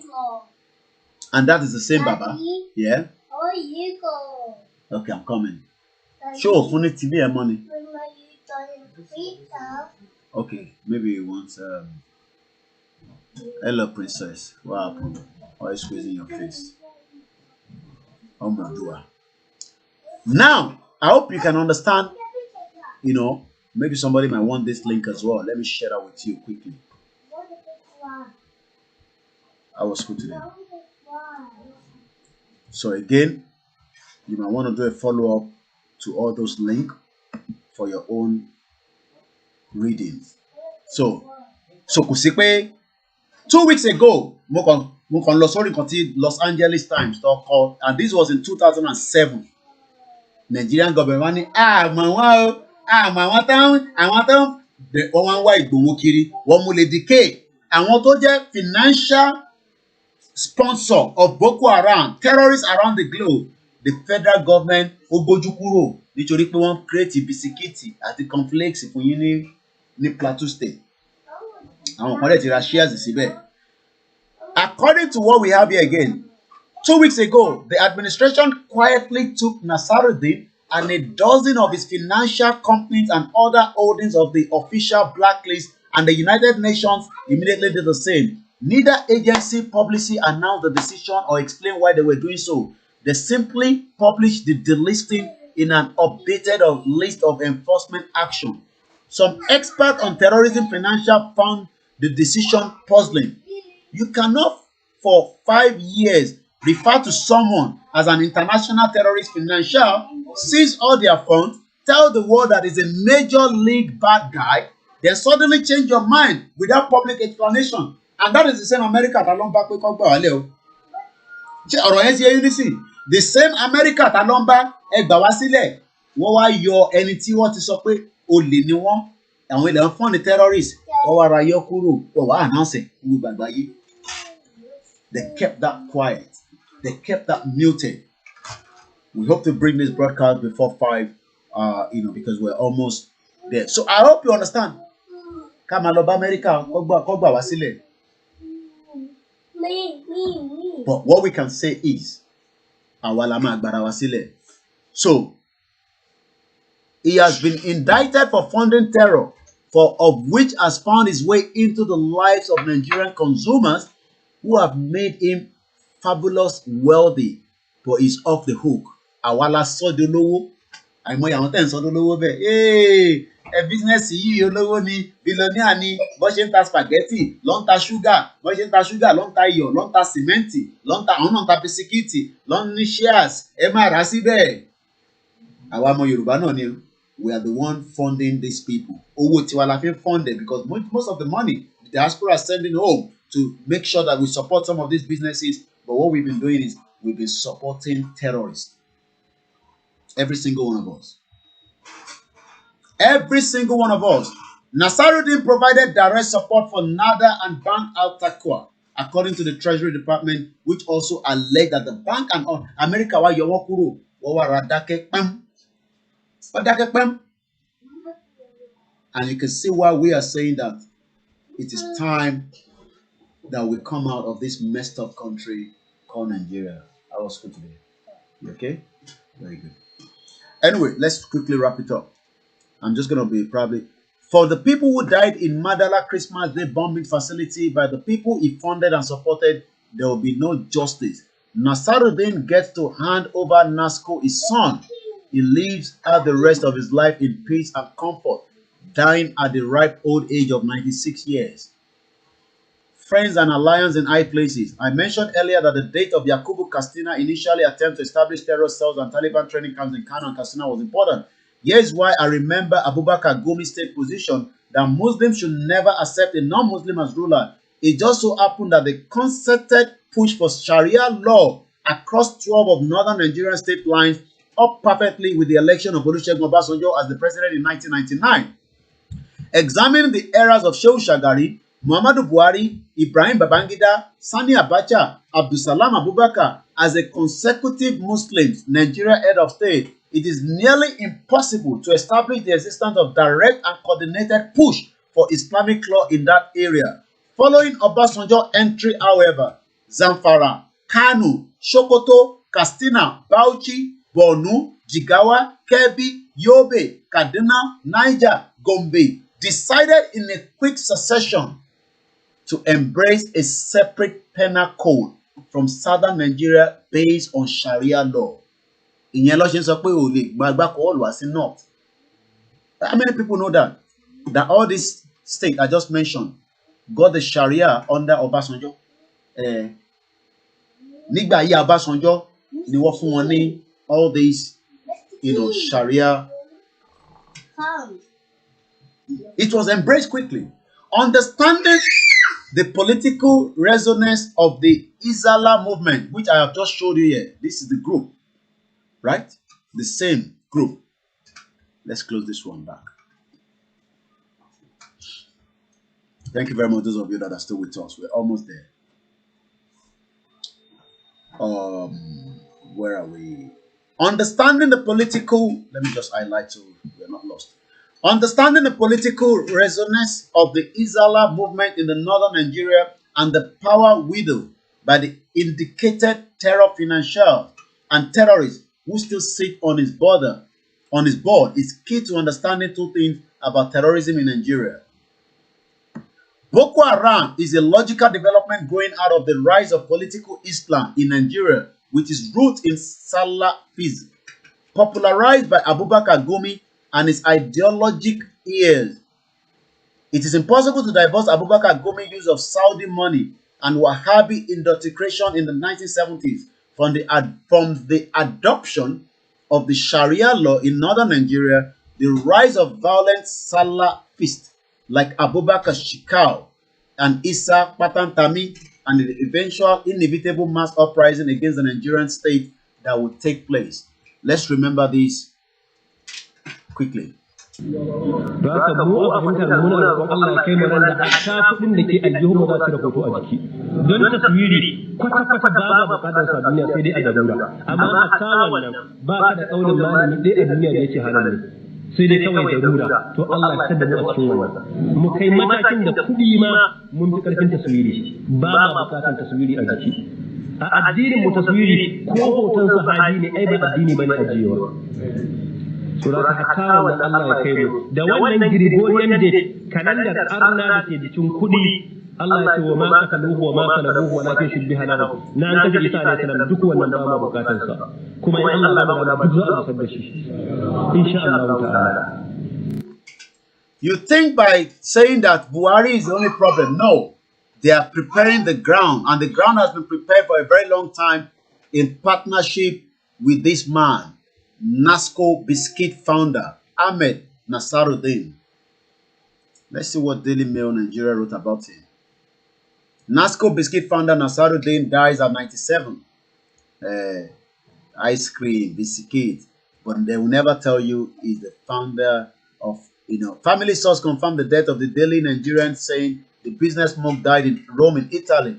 In his condolence message by market merchant, spokesman of the governor of Plateau, Simon Lalong, the governor expressed the deep condolence of somebody that was funding terrorists, killing the people of Plateau State. As I speak to you today about how many people have been killed in that same Plateau State today. But it is very quick for them to quickly tell you that these are good people. Mr. Lalong said the late Nasaruddin was a visionary leader funding terrorists, a visionary leader that was creating problems. And that is all the paper can say. Nothing more than that. Nothing more than that. Nothing more than that. But now we know that there's more to this man. While the Boko Haram brand is unattractive one, the goals of the Boko Haram are by no means unattractive to those who make up the ideological core of the Islam movement, which is the Nigeria's most influential Islamic sect. Aminu Daurawa, who famously praised the September 11 attacks in the 2001 sermon, with quoting claiming that Allah is a suicide bomber, will later become the inaugural chair of Kano Isba Police and also remains a high-ranking Islam movement member, with sympathizer and collaborator up to and including President Muhammadu Buhari himself. The Islam sect has no incentive or reason to fundamentally rethink or change its ideology, which is directly or probably linked to Salafist terrorism. Let's hear this again.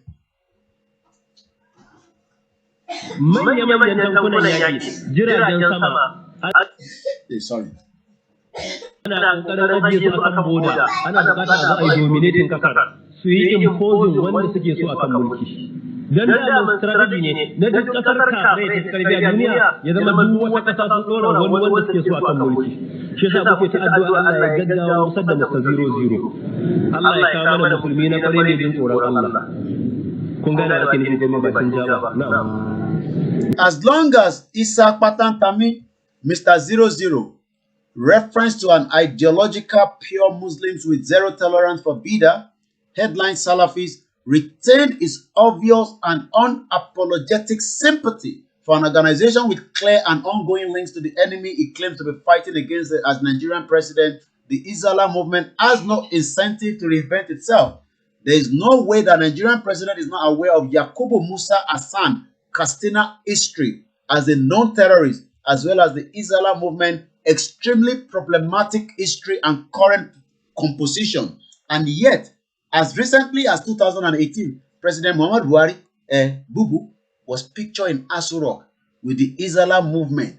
President Abdullahi Bala Lau, Yakubu Musa Hassan Katsina, Kabiru Gombe, and Ibrahim Jallo Jalingo, they were all pictured with the founder supporter of terrorists. But they can hold Lady K that has not even committed anything than demanding a self-determination, which is according to her right as a citizen that does not want to be part of a contraction. But these are the terrorists in the Aso Rock. They're even so bold enough to take pictures. Remember, there was a time that he had the Boko Haram flag in Aso Rock. They were opening. I mean, imagine opening a Boko Haram flag. Hey, Boko Haram, hey, we've captured the town. Hey, this is the flag. They presented the Boko Haram flag to him, so that the signal of any one of the Boko Haram terrorists we see that we know, yes, we are now in power. Yes, the power belongs to us. They were displaying. Let me see if I can find that picture. BUHARI with Boko Haram flag. Oh my God, daddy. This was the image they put out to the world. But not to the world. It was a signal to the Boko Haram that, yes, your message is right with me. We are in control. So I hope you now understand more reason why we should work hard to leave Nigeria. Ó máa consume gbogbo wa o. Ṣẹ̀rí eléyìí kò ń ṣe pé ó máa consume gbogbo wa pátápátá. If we do not leave Nigeria, it will consume every one of us. Whether you live there, you don't live there, whether you are outside the country or not, it will consume us. It is either I have more access to information about his friends and associates than the Nigerian president does, with a plethora of intelligence and information gathering agency at his disposal. But he knows all this already. He has chosen a side, clearly, to the Islam movement. This picture taken in 2018 was a statement. And Obasanjo government may have arrested Yakubu Castina and his likes in 2005. But 13 years later, Castina, ideological ally, is in office, standing solidly next to him as he stood. Okay, are we still on? It seems. Okay, Facebook, we've done for over 4 hours. That's why. All right. Oh, we're already still live on YouTube. Okay, let's see if we can just start back the Facebook then. Facebook finished already, so that's why. Let's see.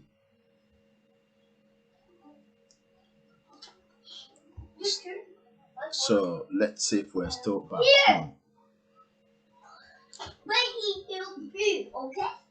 Let's see if we can just start it back on again.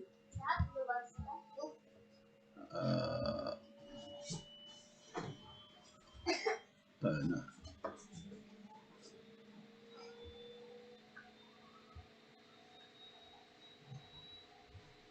Bear with me. We're trying to see if we can just bring back the Facebook. I think we've done 4 hours. That's why it's come down.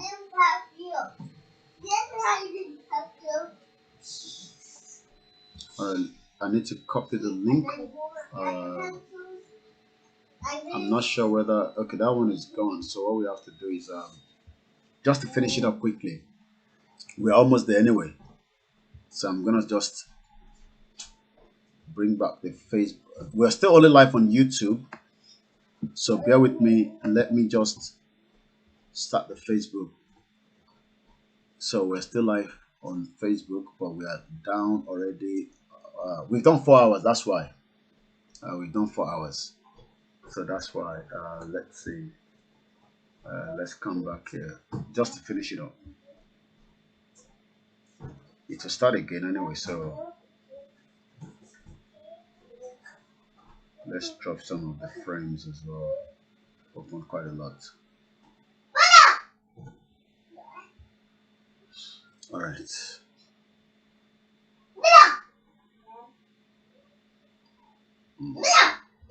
All right. Let's do something. I've opened quite a lot of lens, so let me just drop some of them. So let's drop some of them to give us a bit of room. We'll talk about the Pandora maybe tomorrow. But for now, okay. I just want to start the Facebook back so that something went wrong. We're working on it to get it fixed. Okay. All right. Let's listen to this while I'm trying to fix that. I interrogated is in this government. And what was the issue? Boko Haram. And this senior officer was actually let go because he was found culpable. But right now he's in the government. You see, we must say the truth, because if you don't, this country is going down the precipice. We have been set back more than 60 years right now. We've gone back to the time before 1966 now. And whoever is coming back to repair this country has a lot of work to do. Nobody's going to. This country has never been polarized, so we cannot run away from it. We have never been this much polarized. I'm a federal person. My mind is federal. Let's go. My brain is federal. My loyalty is federal. I do things for the federal government. So I cannot come here and try to be sentimental. No, I'm a federal person. Will your life be at risk now that they're here? All right. I don't care. I don't care. And my colleagues, they know me. Those who are listening to me, they know me. I don't care. The issue is that this country is bigger than individual. That is the issue. This country is bigger than individuals. BUHARI will come and go. Eliminating me or killing me will not solve the problem. And will not add to value. But he will come and go. And somebody must come and repair the damage to the psyche of this society. The damage to the polarization, to the nepotism that I've never seen in my life. I work with all these presidents. This is the worst situation I've found myself. And believe me. All right, what we just do is internet does not forget. I was part of the people that helped. No, we know you're part of it. So what we're just gonna do is I think we'll just leave it for now. We will come back maybe tomorrow and we'll finish that part as well. We'll come back tomorrow and we'll finish that part that is left in terms of the, we've said we've done a lot out of it. But we dare not look cool. So I think tomorrow I should have pushed it a little bit, but there's not much left. It's just almost towards the end of it anyway. It's just towards the end of it. So I'd like to appreciate everyone that have stayed tuned to the broadcast towards the end. I would like to appreciate all our viewers. And please don't let anyone tell you Nigeria is going to work. It's all lies. Eshegoni Mama, Christina J, Royal Suit. Yes, I'm just reading some of the comments now. Israel always disagree with the original Muslims. We all know that. Okay. No, well, we've done 4 hours on Facebook, so that's what happened. So after 4 hours, and then I think it's also raining and all that. So I think we've done enough already. We've done a lot of information, which I'm sure they're organized and they have money. Yes, you're quite right. Nasaruddin boys were my student when I served as a youth corper in Jos in the 80s. They were so arrogant, and even the principal and teachers were literally afraid of them. Now they run the show. Wow. Amazing. Yum, yum. Anyway, let's call it a day. I'd like to once again appreciate every single one of us. Have a very good afternoon. I'm sure you will have other media that will be coming up to take it from different angle again. But like I always say, we will never stop demanding our right to self-determination. We will never stop asking the international community to do the needful before the needful will have to do itself. Have a very good evening. Odabo. Almost 1 minute. Nick Badley.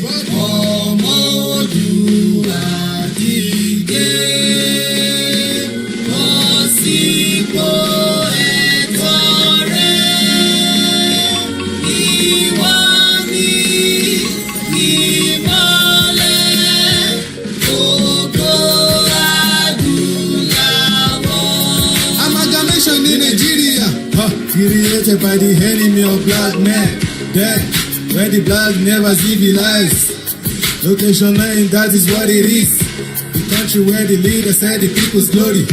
They turn gay children to prostitute, and they turn boy children to terrorists. Now, terrorists don't take over. Yoruba people say we know they do again. Say hold it to our nation, that is what we want now. Freedom, freedom, freedom, freedom, freedom. When the fuck they come and free us? Freedom, freedom, freedom, freedom, freedom, freedom. Now, location náà ìlú Boko Haram, ìlú àwọn hush politician àti S-men. Fake promises every year, fake miracle everywhere, fake military anywhere. Now, all the dry people wanna go, the Afro people wanna go. Location 419 need to break off. Freedom, freedom, freedom, freedom, freedom. We need the freedom, freedom, freedom, freedom, freedom, freedom, freedom.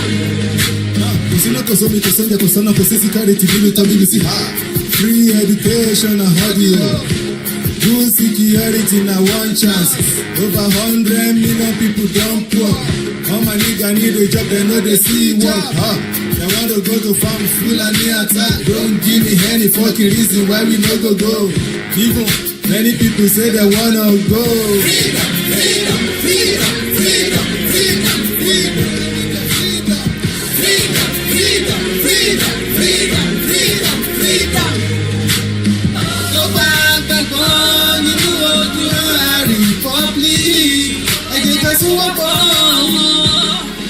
I'm fighting. So, Kiyojo Lewa, Ole Dujoyi, Edide Omo Oduduwa, let this struggle begin.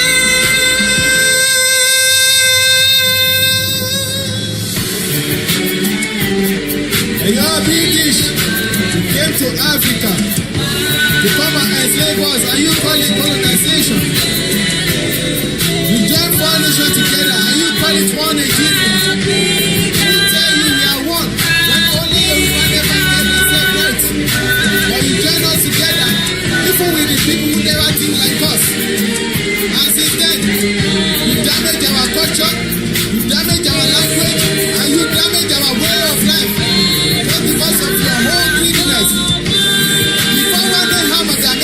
Expired since 2014. Come to Nigeria. Come and separate what you match together as one. We are not one. We can never be one. We don't have the same culture. We don't speak the same language. We just came here from nowhere and match us together. Who make it God over us? We don't know anything about us. We just come here from nowhere and match us together. Since then we never get it right.